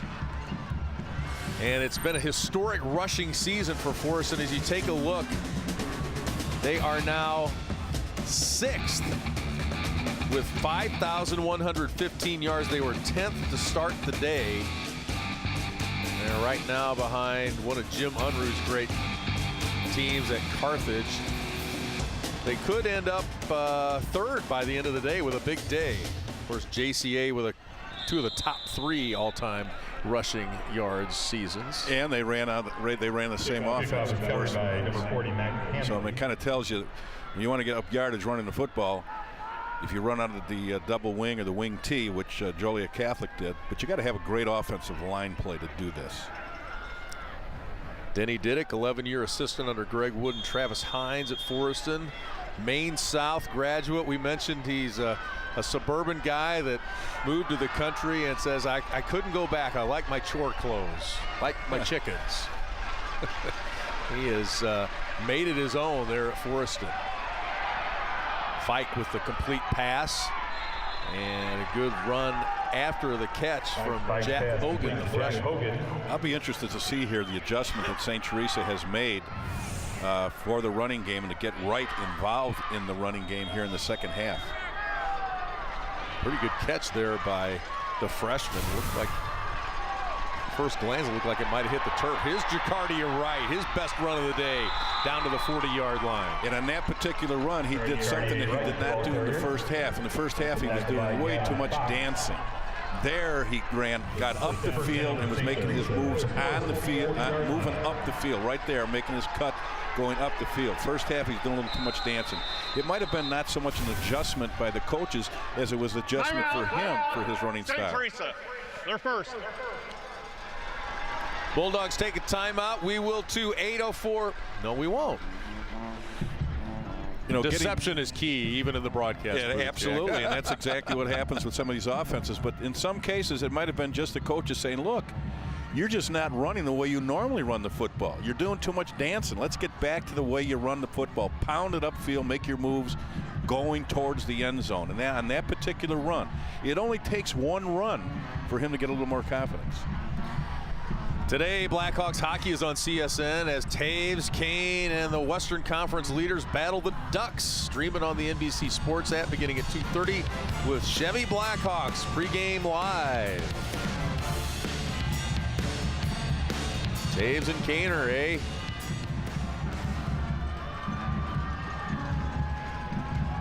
Well, we'll see if that one run made a difference for him as far as his confidence in this ball game. Because he is a critical, crucial part of this offense for St. Teresa. Three-sport athlete at St. Teresa, plays basketball, runs track, medaled in the long jump last year. As he gets maybe a yard or two on first down. Just a sophomore. And one of his linemen, Brady Moore, said, you know, it's kind of magical watching him run late in a game. He's still going hard after 15 or 20 carries. It looks like his first carry of the year. And imagine that lineman making that comment, because obviously he had to be past that lineman. Right. Davis with the catch on second down, and it's a first down. Mike Davis. 7-yard completion from Ryan Fike, who's really had a really nice day at quarterback. He really has. He throws that slant route very, very effectively. Jacardia Wright has a lane there and picks up about 5 or 6 as he falls to the turf. That's all he needs to do is get those 5 or 6, and that 5 or 6 are going to break into a 60-yard gain sooner or later with his kind of speed. Suffered a high ankle sprain in week 8, as we mentioned, limited to 8 yards. Missed a game and then came back week 9 against Shelbyville and ran for 249 yards and 3 touchdowns. Fike scrambles and is sacked.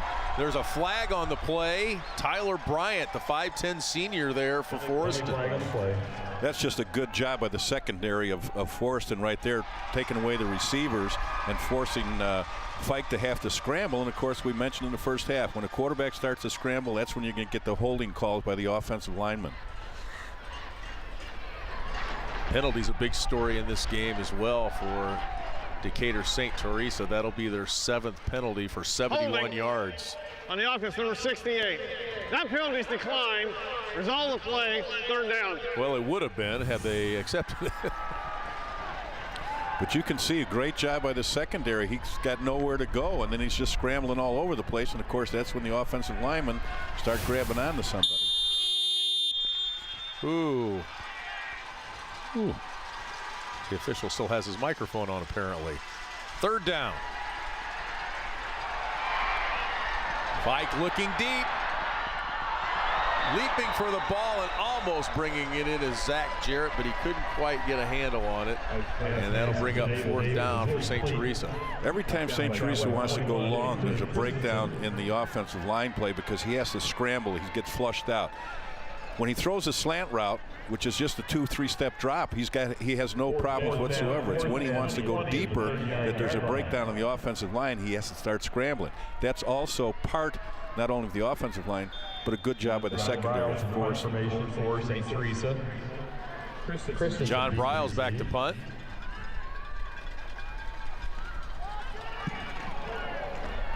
gets it away. Christensen's going to watch it. It looked like it might have hit that Decatur St. Teresa defender there, but no indication, and it'll be a touchback and Forreston ball at their own 20. Touchback. Forreston will take over the 20-yard line. On that particular drive for St. Teresa, combination of penalties, obviously, but I'm sure that St. Teresa felt a little better the way Wright ran with the football in those 2 or 3 carries that he had. There's the drive chart for Forreston. Both teams playing good defense. A lot of defense early, and then a couple of touchdowns for Forreston. And Atkins has the ball Kickoff return for a touchdown. That was a big play, but also on those drives that they had going down, a couple of penalties helped them on those particular drives to keep it alive. Not much on first down. 2nd and 9 for the Cardinals out of the Northwest Upstate Illini Conference. Gavin Fox, the ball carrier. Gavin Fox, the carry. Kind of carried the team early in the year when teams took A.J. Christensen out of the mix. Well, he had the reputation coming into the game as the big game buster, so it took a little pressure off of him. But the other backs did well. Atkins and Fox and Battershire doing a nice job putting up good yardage throughout the season. Christensen this time. They got him by a shirt tail, otherwise he was gone. Pick up a 14 for A.J. Christensen. Balance after contact is what Denny Diddick likes about this young man. Not a lot of contact there. And lucky for St. Teresa, Mike Davis got a hold of his shirt tail or he would have been gone. You can see the way he cut back. That was not the initial hole. It was designed to go out a little further, and he made a nice cutback right there. Good vision on his part. 1st and 10. Here's a look at the rushing numbers. Forreston, huge game on the ground. Which is to be expected. Absolutely. That's what they do. It's hard to believe that they're 13-0 and they've averaged 378 yards a game rushing the ball and 34 yards a game passing. But when they do throw it, it's very effective, as was shown in the first half. Not much for Lane Henneman.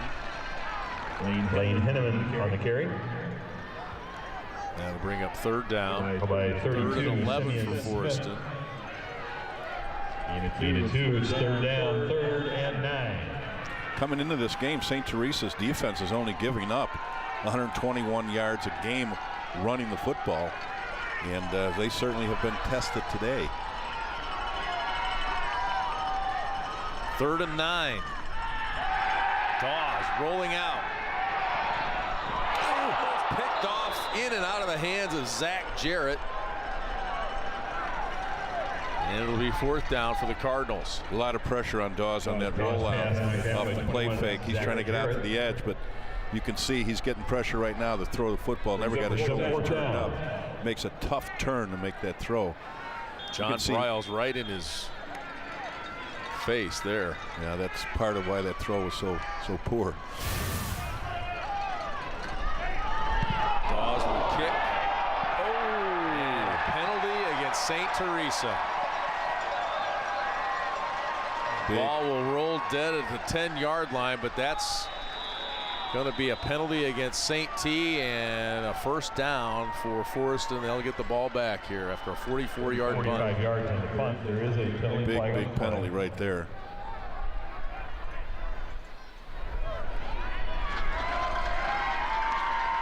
Running into the kicker on the defense. Well, Forreston doesn't need the brakes right now. St. Teresa needs the brakes, but he can get it right there. Running into the kicker on the defense. That play declined. St. Teresa's ball. Forreston's going to decline it. That's a couple of penalties. Otherwise, the penalty numbers would be up to 8 for St. Teresa. Well, field position here for St. Teresa certainly isn't the best. And the only effective way that they've been able to move the football is throwing the ball in that first half. So they're going to have to show this balance now coming out here, because Forreston has really taken away the run in the first half. And Teresa has relied on throwing the ball, so let's see what they do here. Take a look at the difference in this ball game. Davis with the catch on first down, pickup of about 8. Pass complete. 12, Mike Davis. Back by 43, Lane Henneman. Ryan Fike gets the ball out very quickly. He's 16 of 24, 184 yards in this game. That one thrown behind Davis, tipped and picked off. Joseph Fiorello with the interception. And Forreston gets the ball back. Well, you go to the well too often. They ran that slant very effectively on most of their drives, but he puts the ball in such a rope and throws it behind him, and there's a deflection right there. And anytime there's a deflection inside the hash marks, there's usually going to be a linebacker or a safety around. That's exactly what happens right here. Fiorello in the right spot at the right time to get that deflection and give Forreston the ball. They take over 1st and 10 from the Decatur St. Teresa 18-yard line. They lead at 20-7. They could take a very commanding lead here. That's Fox on first down. And Forreston has done exactly what they need to do with their particular type of offense.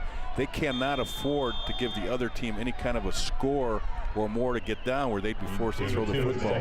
They have done what they need to do. They've controlled the clock and they've controlled the ball running it. Second down carry from Christensen. Nice job by St. Teresa's defense. Mason Brownlow in on the stop. Cade McLeod in on the stop too. He's slow to get up.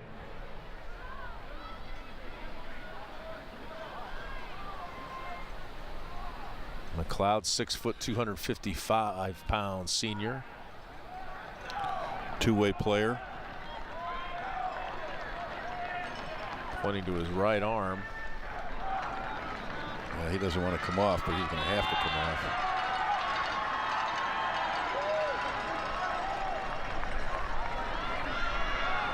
Third down, 3rd and 10 at the 18-yard line. You see right there getting through. A nice job getting spun around. That's where he, right there. Good job of reaction by McLeod. 6 foot, 255 pound two-way player for St. Teresa. But you can see that's got that shoulder popped around in there. 3rd and 10 now for Forreston. Christensen up the middle.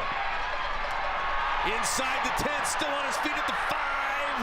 He's got a first down. It'll be 1st and goal Cardinals from the 5-yard line. Christensen does such a great job of cutting it back after he gets through the line of scrimmage and then breaking back against the grain, because St. Teresa over pursues the play side. He cuts back against the grain. That's such a nice job. Watch how he goes here, and then he cuts back against the grain right here. Real good job. Nice job. He looks bigger than 170 pounds. 1st and goal from the 5. Atkins looking for his 2nd touchdown of the day.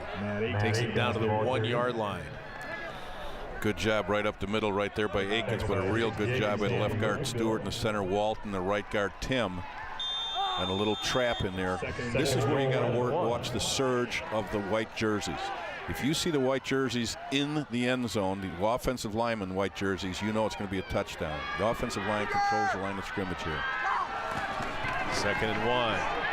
Atkins stuffed at the 1-yard line.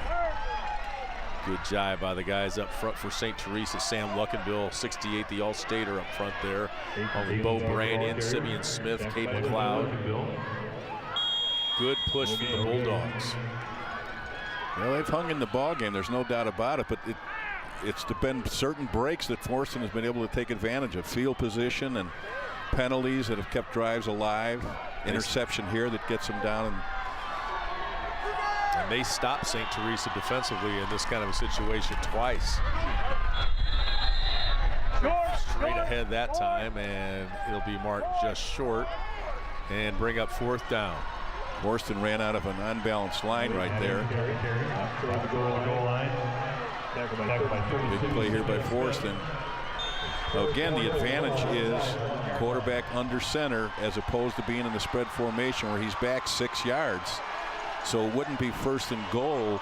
It would be 1st and 7 if he was in the spread. Here you don't have to sustain your blocks as long. It can be quicker, faster, quicker hitting.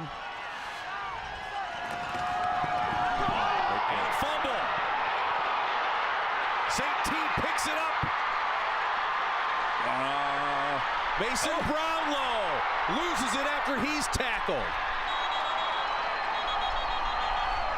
They say it was lost before he was tackled because they're going to mark it where it's recovered here. Brownlow picked it up for St. Teresa and then fumbled it as he was brought down. St. Teresa hangs on to it and they'll have the ball. There's a flag on the play, however. It could be a clip down there, but what? Number blue, number 60. Actually, that clip was what forced him into the. He pushed the defender into the ball, but right there he. Blocking it back. Fullback hit in too quickly right there, and the quarterback put the ball on his hip. First down, St. Teresa. You could see right there where he pushed him. Well, Forreston kind of shot themselves in the foot there on the 1 yard line. Dawes fumbled the exchange and then it went off his foot and then it was off to the races for Mason Brownlow. Decatur right picks up maybe a couple. Decatur right. This will be a situation where can St. Teresa be able to take advantage of the opportunities that Forreston has given them. Gain of 2. Well, they've been stopped a couple of times inside the 2 yard line. And that time Forreston unable to get the football into the end zone.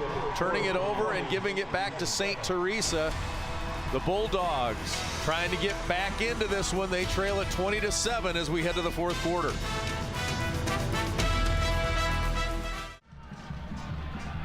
Welcome back to Memorial Stadium in Champaign, the campus of the University of Illinois. It's Decatur St. Teresa trailing Forreston 20-7 in our 1A state championship game and our IHSA state football championships here in 2016, brought to you by Country Financial.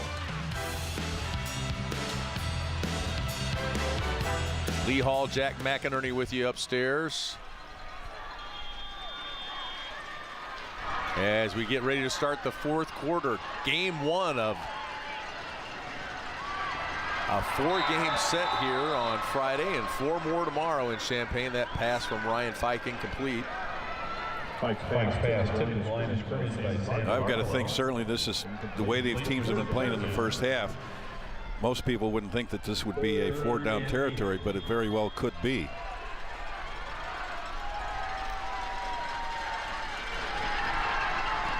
Fike complete to Jack Hogan. The freshman close to a first down. Now Hogan will learn this as he gets more experience, but he has done this before. In the first half he made a nice catch and he ends up running parallel instead of getting up the field. He had some opportunities there to get up the field and pick up more yards, but he tries to run to the sideline. Pike delivers the ball in that slant right there, but you can see he tries to get out to the sideline too much instead of turning up the field. 4th and 1. Decatur right has a first down for the Bulldogs. And you can't understate how big a play that was. Forreston at the 1 yard line turns it over. St. Teresa gets it back instead of it being a 3-score game. St. Teresa could make it a 1-score game if they drive this one home. Fike looking right, rolling right. Complete to Davis. Pickup of about 9. I'm really impressed with Ryan Fike, how he keeps the play alive with his feet, and he has such a strong arm, but he is very effective going to his right and throwing across his body. As you can see, this is a tough pass for a left-hander, but he finds the open man, gets the ball downfield, picks up 9 yards. He's really been the MVP for St. Teresa. Wright falls forward for a first down. Picks up a first down for St. Teresa. Got 46 yards in the game Only 18 at halftime. First and 10. 46, and he averages 141 yards a game. Forreston's really cut him off today. Fike to throw on first down. Looking downfield. And Jarrett was double covered there, incomplete. Good job by the safety getting over to help. Fike gave that away right away after the fake. He turned and looked, and that as soon as he did that, the safety broke to get over there and help the corner. A good job right there defensively by Federelli. This will be the 8th play of the drive for St. Teresa. Second down. Fike's throw incomplete. Jarrett again the intended receiver. I'm kind of surprised that St. Teresa has thrown the ball as much as they have. It's almost as if they've completely given up on the run game. Fike will throw again on third down, in and out of the hands of Christensen. Check that. That's Noah Geit. And if he'd have caught that, he could have taken it all the way. Absolutely. And Forreston is at the point right now where the linebackers just dropped in to take the slant. You can see the linebacker drop right there, right into the slant area. They're saying, okay, we took the run away from you before, now we're going to take the pass away from you. Fourth down. Fike has time. Here comes the pressure, though. Throws it up late. Jump ball. Christensen got a hand on it, but it falls incomplete. And the Forreston defense holds again. Pretty impressive. A little bend but don't break there for Forreston. And you have to give a lot of credit to the defensive backs. They're really taking away those receivers. The receivers don't seem to be running real good routes, but what happens is Fike is getting flushed out of the pocket, so that throws all the routes off, and then it's just a scramble playground kind of drill. We haven't seen Jacardier Wright try to run anything really outside the tackles today either. They have really shut him down. Whenever he touches the football, he's got about 5 or 6 players around him. Forreston's defense making that turnover not quite as painful as Christensen gets stopped on first down. That's the thing Denny Diddick said to us earlier this week. The thing about turnovers, we tend to do something with them when we get them, and when we allow them, the defense usually comes up and stops the opposition, and they did that right there. Well, psychologically, that's a big plus for a team when they know their defense can bail them out. 2nd and 9, right up the gut. Atkins, he's got a first down to the 45-yard line. Pickup of 14. That's what happens with this offense. You're lulled to sleep with the fakes continually. Every play revolves around the fullback with a fake, and then all of a sudden you give him on the trap, and here he goes popping it up the middle, because you always see initially the quarterback will fake to the fullback before he gives it to either one of the backs on counters or traps or whatever, and sooner or later the fullback breaks one.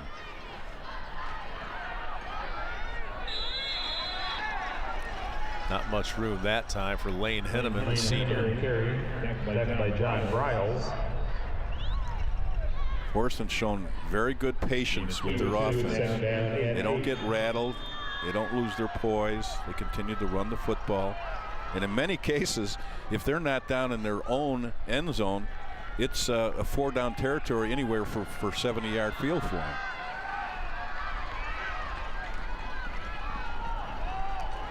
On 2nd down, here at Badershire. Not a lot of room to roll there. We talked about the number of ball carriers for Forreston. 1, 2, 3, 4, 5, 6, 7 ball carriers so far today for the Cardinals. And what's ironic about that, 7 ball carriers, but the same 5 linemen are in there. Those guys never get a break. Henneman bounces it outside. He's going to take it all the way. Touchdown. Check that. That's Gavin Fox. What an outstanding job by the offensive line of Forreston. Gavin Fox bounces it outside 41 yards, and Forreston takes a commanding 26-7 lead. And at one point, it didn't look like he had gotten the edge, but it was a good job of the offensive lineman getting out in front and walling off the defenders. Let's see here. Right there, it didn't look like he could get the edge, and he bounced it out, and people just walling everybody off. It gets down right down the sideline, did a little ballet dance, and into the end zone. It's going to be tough for St. Teresa to come back now. Cardinals going to go for 2 here after the 41-yard touchdown run by Gavin Fox, his 13th touchdown of the year. Dawes to throw, and it's caught. Lane Henneman with the 2-point conversion. And it's 28-7 Forreston. 5 plays, 59 yards, and just 2:04. What a nice job there by Hunter Dawes, just putting the ball up over the shoulder of getting to that big receiver, 6'6". Big smile from Denny Diddick after that. When you pound the ball down the field like that, the play action will open up, get the quarterback rolling out. Forreston takes a commanding 28-7 lead on the way to a 2nd state title. Sunday morning before Jordan Howard and company face the Tennessee Titans, get ready for kickoff with Chris Bowden, Lance Briggs, Alex Brown, and Jim Miller. It's an hour-long edition of Bears Pregame Live. After the game goes final, don't want to miss what the guys have to say. Plus, hear from Coach Fox and the rest of the team on Bears Postgame Live. It all begins Sunday at 11 a.m. on CSN.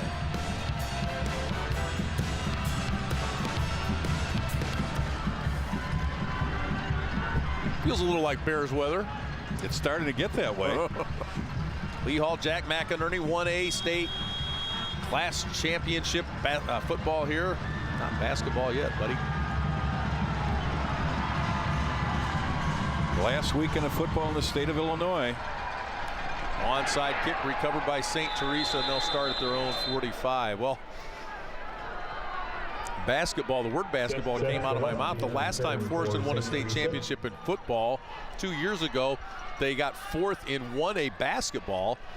A lot of those guys traveled to Peoria for March Madness, and then they won the sectional final in baseball.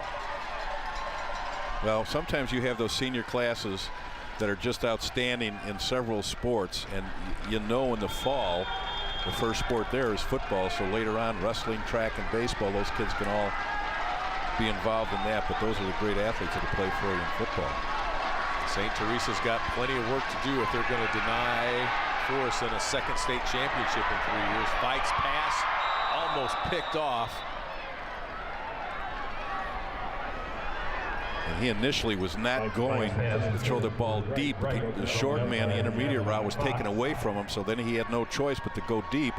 And they're taking the deep threat away by double coverage. The safety does a good job in getting over the top to help out with the corner.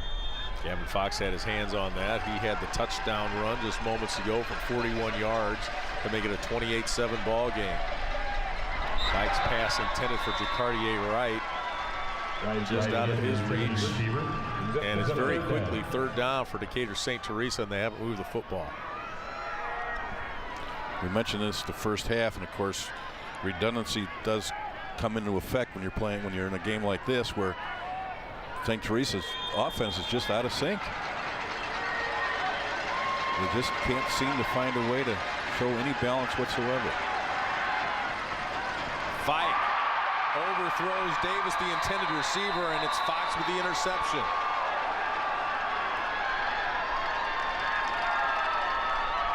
As I spoke, exactly what happened, just a broken off route. He looks one direction, comes back, and that's not where he wanted to go initially either. And you can see the route was broken off. He ended up throwing really basically right to the defender. Yeah, it kind of looked like, you couldn't tell if Davis gave up on it or if he just knew the throw was high and then immediately he went into defensive mode. Lots for the Forreston crowd to cheer about. Their defense has only allowed more than 7 points twice this season, and they have been extra stingy here today against Decatur St. Teresa.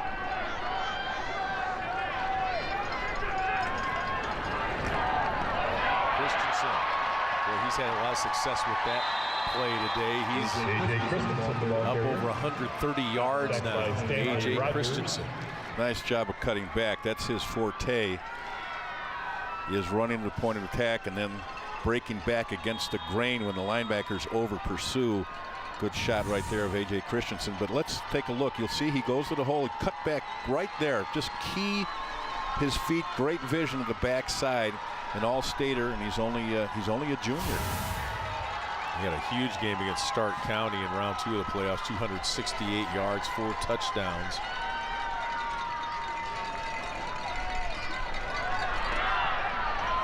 On first down, it's Matt Atkins, kind of a workhorse today. His 17th carry. Christensen has 17 carries. Akins is getting those tough yards, 2 and 3 yards at a time, right up the middle. Well, he's supposed to. He's the fullback in that offense, and the double wing, the fullback is the guy that's the workhorse. He's the one up there that's going to pound the ball basically in between the guards, and he's also, in many cases, your lead blocker.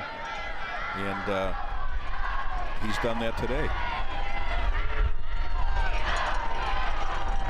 Second down.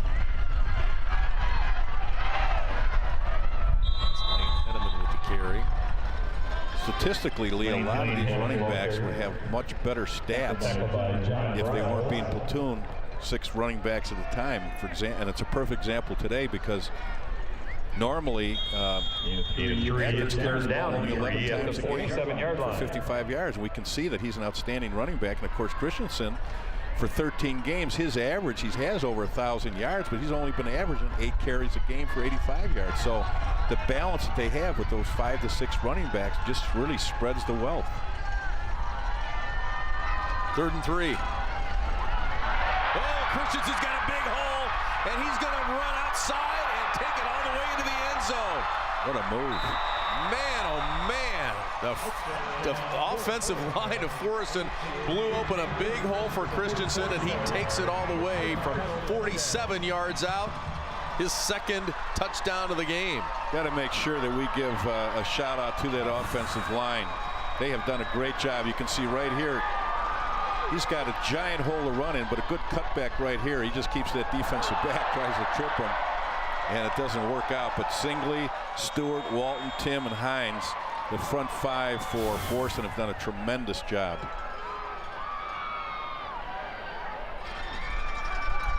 A.J. Christensen on the end for the extra point, and Forreston moved, and that'll move it back a little bit. Good ball. False start on the kicking team. 5-yard penalty. Not too many mistakes for the guys in red and white today.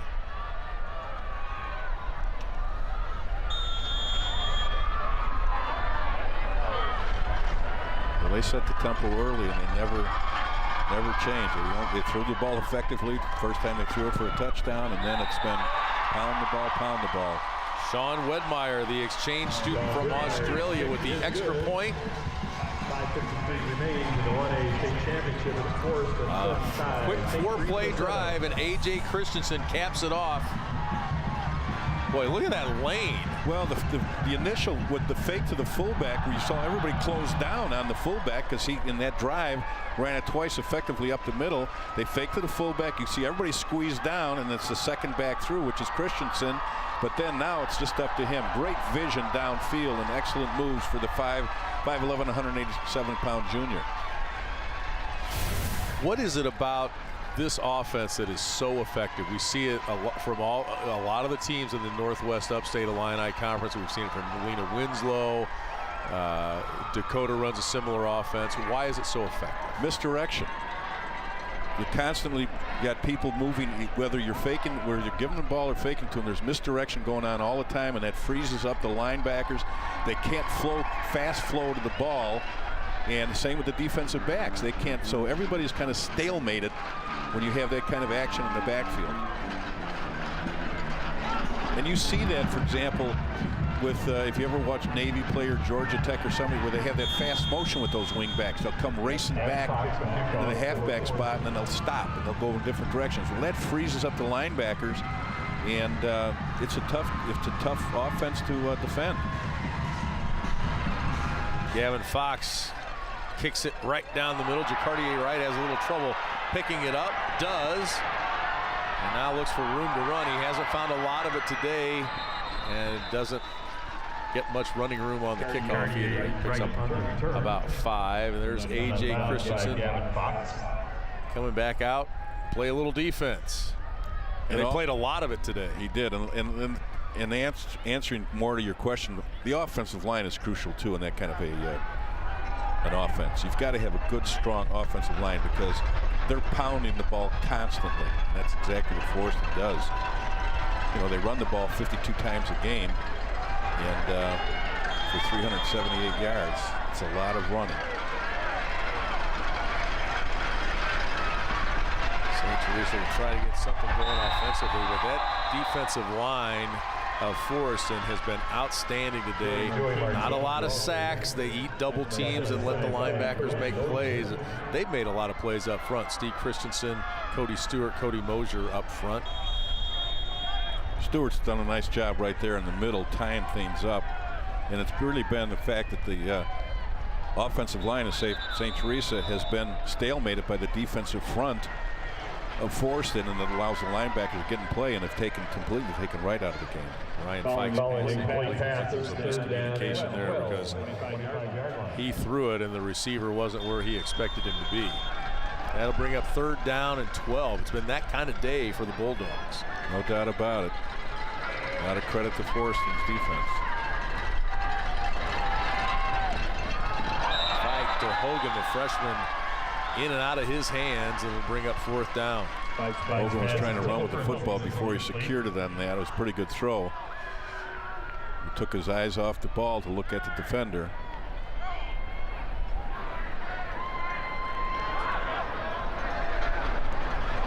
St. Teresa forced the punt here. I mean, they were in the first half, they were going for it in situations like this.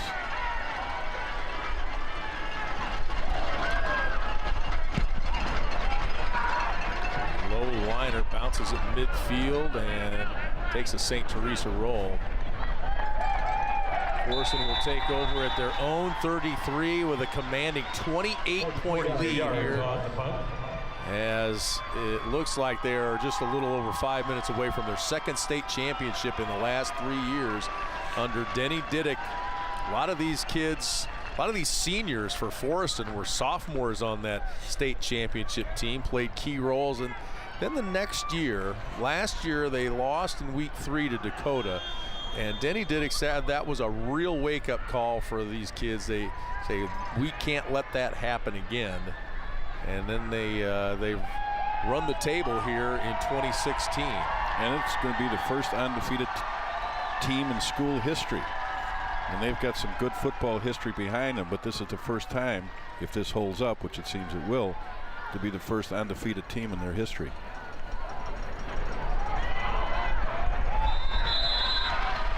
Garrett Badersher.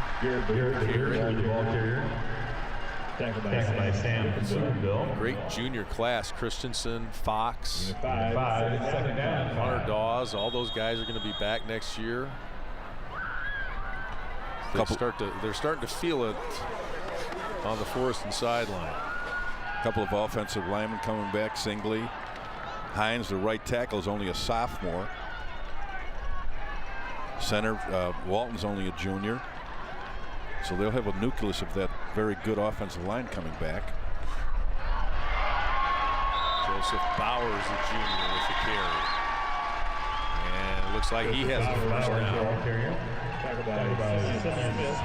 We talked about Denny Diddick and some of the traditions and off the field stuff. He does one other thing they do that I thought was pretty cool. One of their rallying cries is don't walk alone. After a game, he always has the kids walk with somebody, walk with a coach, walk with a fan. It's about 2 blocks from the football stadium in Forreston to the school. And whether it's a win or a loss, enjoy the win or help each other out after a loss. There's not too many losses, obviously. Don't walk alone. Lesson that can be carried past the football field someday for these young fellas. Cade Keeling, the junior, with a carry there as Denny Diddick brings in even more running backs. What a program he's built there. Maine South alum. Learned from guys like Phil Hopkins and Dave Insera. He says he's enjoying the ride more this year than 2 years ago. Well, he wins today, and then he can stick around and watch Dave and Sarah coach tomorrow in the 8A football game, which ought to be a heck of a game. Maine South against Loyola. We've got a lot of great games coming up this weekend.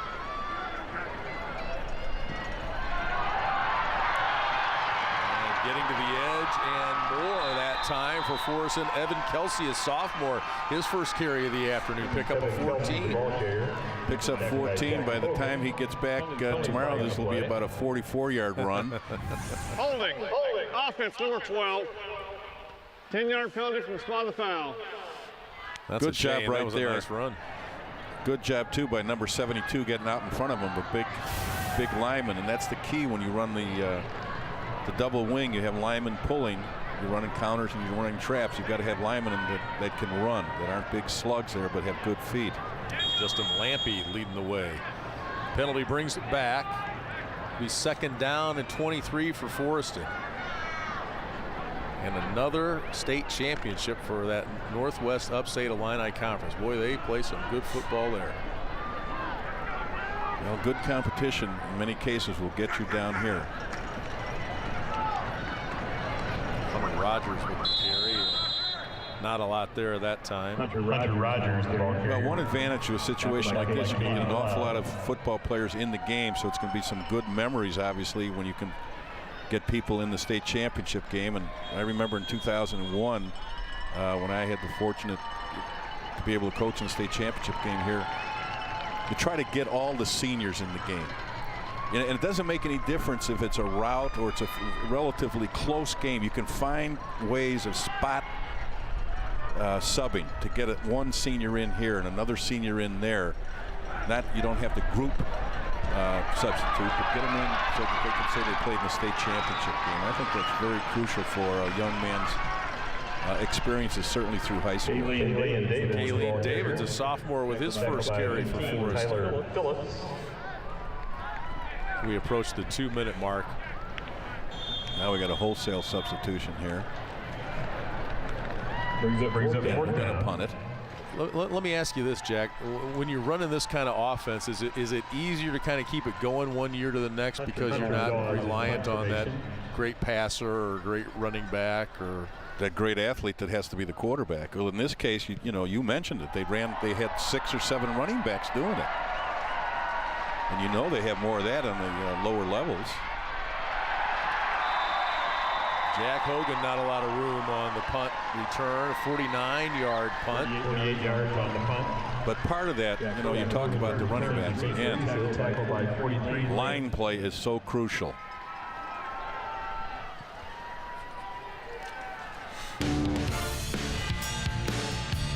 Starting Monday, December 5th, break away from the same old sports shows and get your social on with In the Loop on CSN. It's your fast-paced, fresh daily take on sports featuring trending topics, viral videos, and you. In the Loop with Luke Stuckmeyer and Layla Rahimi premieres Monday, December 5th at 6 on CSN. And when I think of the phrase, get your social on, I think of Jack McInerney. Well, that's very kind of you. Years ago as a youth, maybe, but now I'm. They're talking about social media. Like I said, you to ban. There's a look at Mark Ramsey. What a job he's done in his first year at Decatur St. Teresa. Talked about the transition being an easy one. A little bit of a transition as far as more spread offense, different system defensively, but really stressed the fundamentals. And we talked about Coach Boehm, the former head coach who'd won a couple of state championships. Paul Workman, another Hall of Fame coach on his sideline. Tim Rui, 7-year head coach at Tremont. Kind of a return to glory for the Bulldogs. State champs in 74, 75, and 79, second in 1986. And another big trophy for the Case in Decatur. Well, Coach Ramsey's done a fantastic job. His 34th year of coaching, 271 wins. That's an amazing career that he's had. 30 years at Central A&M, 3 years at Shelbyville, and now in his first year at Decatur St. Teresa. And that young man, Denny Diddick, what a story he is, what he's done with the Forreston program. And He is all about football all the time. All of his children, their names all relate to football. There's Cadence, you know, that the quarterback uses. Autumn, that one's pretty self-explanatory. When they play football. Don't tell me punt. No, Rudy. No. From walk-on fame in the movies at Notre Dame. And Traden, named after the counter tray. Amazing. Mrs. Diddick, Jess, apparently is on board with all that. I guess. Well, the coaches' wives are the unsung heroes, right? No doubt about it. Coaches' wives and offensive linemen. On the platform in front of the horseshoes at south end of Memorial Stadium. Trophies and medallions will be awarded to players. And assistant coaches, Greg Burkhart, Nick Gill, Kenyon Janicki, Mike McClellan, Adam Schelling, Lane Schur, Mike Scott, Chet Strelo, Cole Strelo, Scott Tim, Kyle Zick. Here comes the Gator getting ready for a little shower. Gatorade shower, but it's always water. It's always water. What a heck of a time that Gatorade gets sticking. Denny Diddick is, you get used to it, you know? You never get used to it, Lee. You never get used to it. The shower, I meant, right? He could get used to it. There's my buddy from Pana there on the sidelines, the official. As time winds down here, great season for St. Teresa. 12-2. They lost to Tuscola late in the year and really bounced back from that. Get it back to the state championship for the first time in 30 years. Well, anytime you get to the state championship game, there really isn't a loser. I mean, these young men and these coaches have had to go through an awful lot to get to this point. It's unfortunate, obviously, that somebody walks off the field on the wrong side of the score, but neither team is really a loser when they're in the state championship game. Only 256 teams got into the state playoffs, and there's only 16 this weekend that have continued to play after 14 weeks. So it's a tribute to both teams. That's the final of the 1A state championship. Finishing moment for Denny Diddick as he is showered after a win, his second state championship in the last 3 years. Denny Diddick and the Forreston Cardinals. 35-7 the final. They run the table in 2016, finish 14-0, and win the 1A state championship. Well, they certainly were the team that we had heard about. Very dominant from start to finish. And as we mentioned, somewhat unfortunate, I think, that St. Teresa just did seem to be out of sync. And of course, an awful lot of it was contributed to that out of sync by Forreston's defense, which was very active and very quick to the football the entire ball game.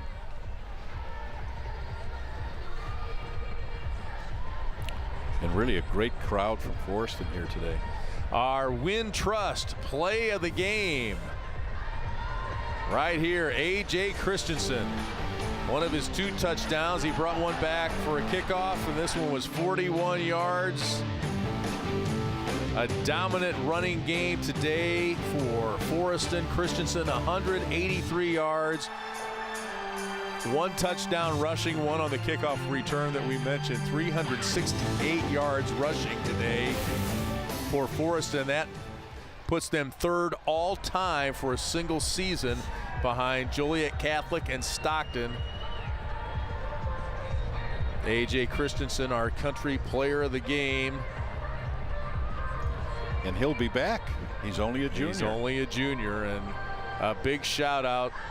Running backs and quarterbacks will tell you they don't do anything without their linemen. Braden Walton, Cameron Tim, Cody Stewart, Michael Singley, Mitchell Hines, all opening space for A.J. Christensen as the junior helps lead the Cardinals to their 2nd state championship in the last 3 years. That's impressive stuff, Jack. Very impressive, and he's very deserving. Congratulations to the Forreston Cardinals, your state champs in Class 1A.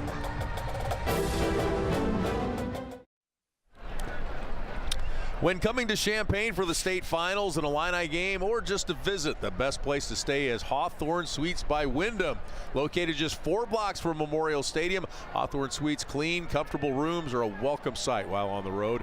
Their fitness center, indoor pool, hot tub, and full hot breakfast, complete with an omelet chef, are just a few of the perks that make the Hawthorne Suites the place to stay in Champaign. And I can tell you the omelet was Now the second place trophy will be presented to the Bulldogs. some long faces from the St. Teresa Bulldogs, but those guys don't realize what they did this year. A return to glory for one of the great names in high school football in Illinois, Decatur St. Teresa, synonymous with state championships back in the 70s. And they take home a second place trophy back to Decatur. Accomplishment they'll remember all their lives. And A.J. Christensen, some tears of joy out there for that junior. And some serious community pride. Next We got got a chance to catch a game up there a couple of years ago in the semifinals. You know, it's a ghost town because everybody in town is at the football game. And the commitment, Denny Diddick, and the players and the assistant coaches and the entire community pays off here today with a second state championship in the last 3 years. And they had a great crowd down here again. Most of the town probably was here. They did a super job of following their team all the way down for 14 weeks to the state championship in Champaign. And it was a great road. Special medallions to the administrators and individual awards will be presented. Our trophy presentations are brought to you by Menards as the medals are handed out to the folks in the administration, and then it'll be the players and coaches' turn. Celebrated Thanksgiving yesterday in the cafeteria, and plenty to be thankful for today as they win their second state championship in school history. 35-7 the win for Forreston. Pretty impressive display today. There's nothing more exciting than to be able to practice on Thanksgiving Day to go to the state championship game. Had that opportunity one time, and just a tremendous experience. It's turning into a holiday tradition in Forreston as they join Lena Winslow and the Dakotas with their second state championship for the NUIC. And that's one thing Denny Diddick talked about is, you know, when you come out of that conference and win the conference, you know you're one of those teams that can be talked about as a potential state champion. Well, that's a great picture right there of all those players. Those are memories that they're going to have for an awful long time coming down here. Just the season will end up fading away as far as the regular season games, but this memory of being here in Champaign, playing for the state championship game, with all those reunions 10, 20, 30 years down the road, they'll be talking about this and the experience they had here in Champaign. Amazing. Decatur St. Teresa, a tradition reborn, and Forreston adding to their dynasty-like tradition as they win their second state championship in the last 3 seasons. The Cardinals with a dominant 35-7 win here today. The defense outstanding. A.J. Christensen, an MVP performance for the Forreston Cardinals, and Denny Diddick as they win the 1A state championship here in Champaign.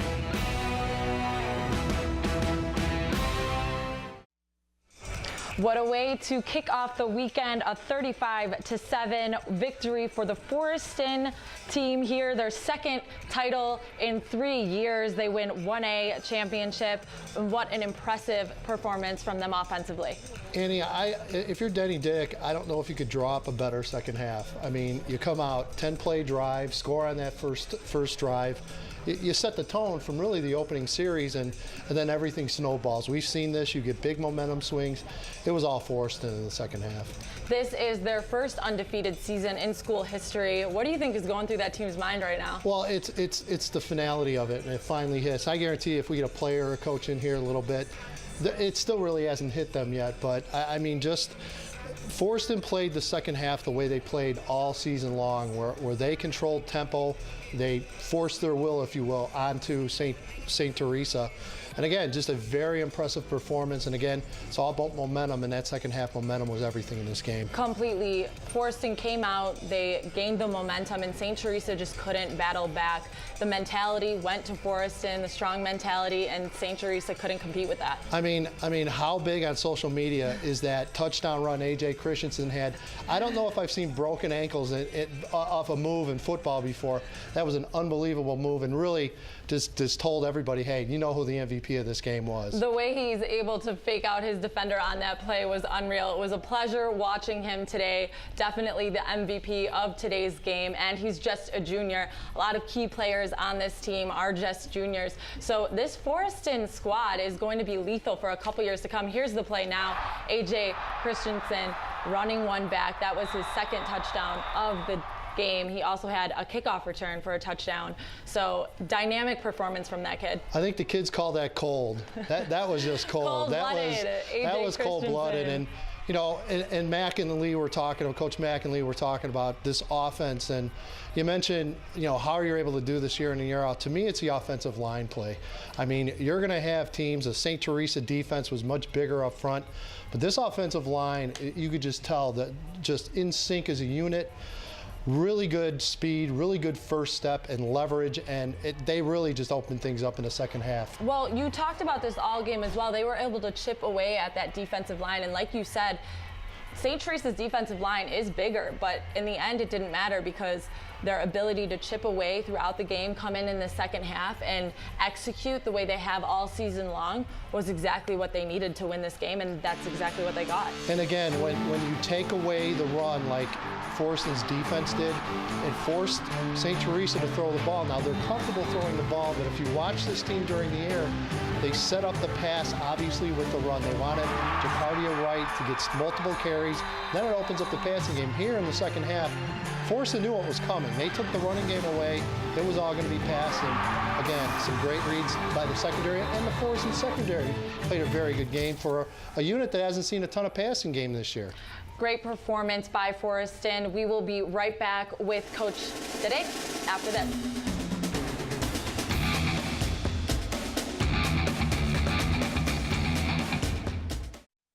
Welcome back to the Country Financial Game Break here with the champions of the 1A class. Coach Didick, what does this feel like right now? It's very emotional.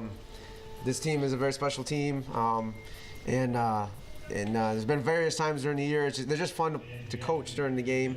You know, not a lot of drama. Just play hard football, hard physical football, and when the game's over, you're just a little bit sad because you just want to keep on playing. The second half there, the execution from your team, how proud are you as a coach to see them come out in the second half and really just take control of the game? Well, I'm really glad because I think we were a little frustrated going into halftime that we left some plays on the field. And so we came out and we did what we talked about at halftime. And so, you know, as far as the team and team execution and everybody getting the ball, everybody getting their blocks and then defense taking over, it was it's how we've been doing it all year with the team. It's all a team effort. Coach, defensively, it seemed like going in the game plan, take Decatur right out of his game. And I think you saw how important he was to their offense. Was that the plan going in? Because it worked great if it was. Well, we don't necessarily key on a person. Yep. We key on blocking schemes and gap control. So obviously, a lot of things they do are designed for him to hit the gaps. But I don't think you can just sit on him because they had so many other great athletes out there. First half, they pretty much took the dive away, really had to hear in the inside run. Second half, it opened up. Was it just a matter of keep chopping wood, keep going at it? A little bit, but a lot of it was their defensive ends were doing a great job of hugging our down schemes and coming off the edge, and then our running backs were missing them because he was hiding behind the offensive lineman. AJ, an MVP performance from you today. We saw you getting emotional out on the field. You're just a junior. What does it mean to get this victory here on this team and be able to come back next year? I mean, it means a lot to me, and like for the seniors, I don't know how it feels for them. It was their last game, and it was just amazing. Have you ever broken anyone's ankles on a move in football before? Ever? I don't know if I've ever seen it. Not that bad. Yeah, he's got half his teammates raising their hands here. Hurting in here, watching you out there. Here it is. Oh, here it is. Here's the play of the game. You get a nice view of it here. again, just a great move, and coach really first. I gotta say that kid shouldn't feel bad because that happens about every day in practice. So. Yeah.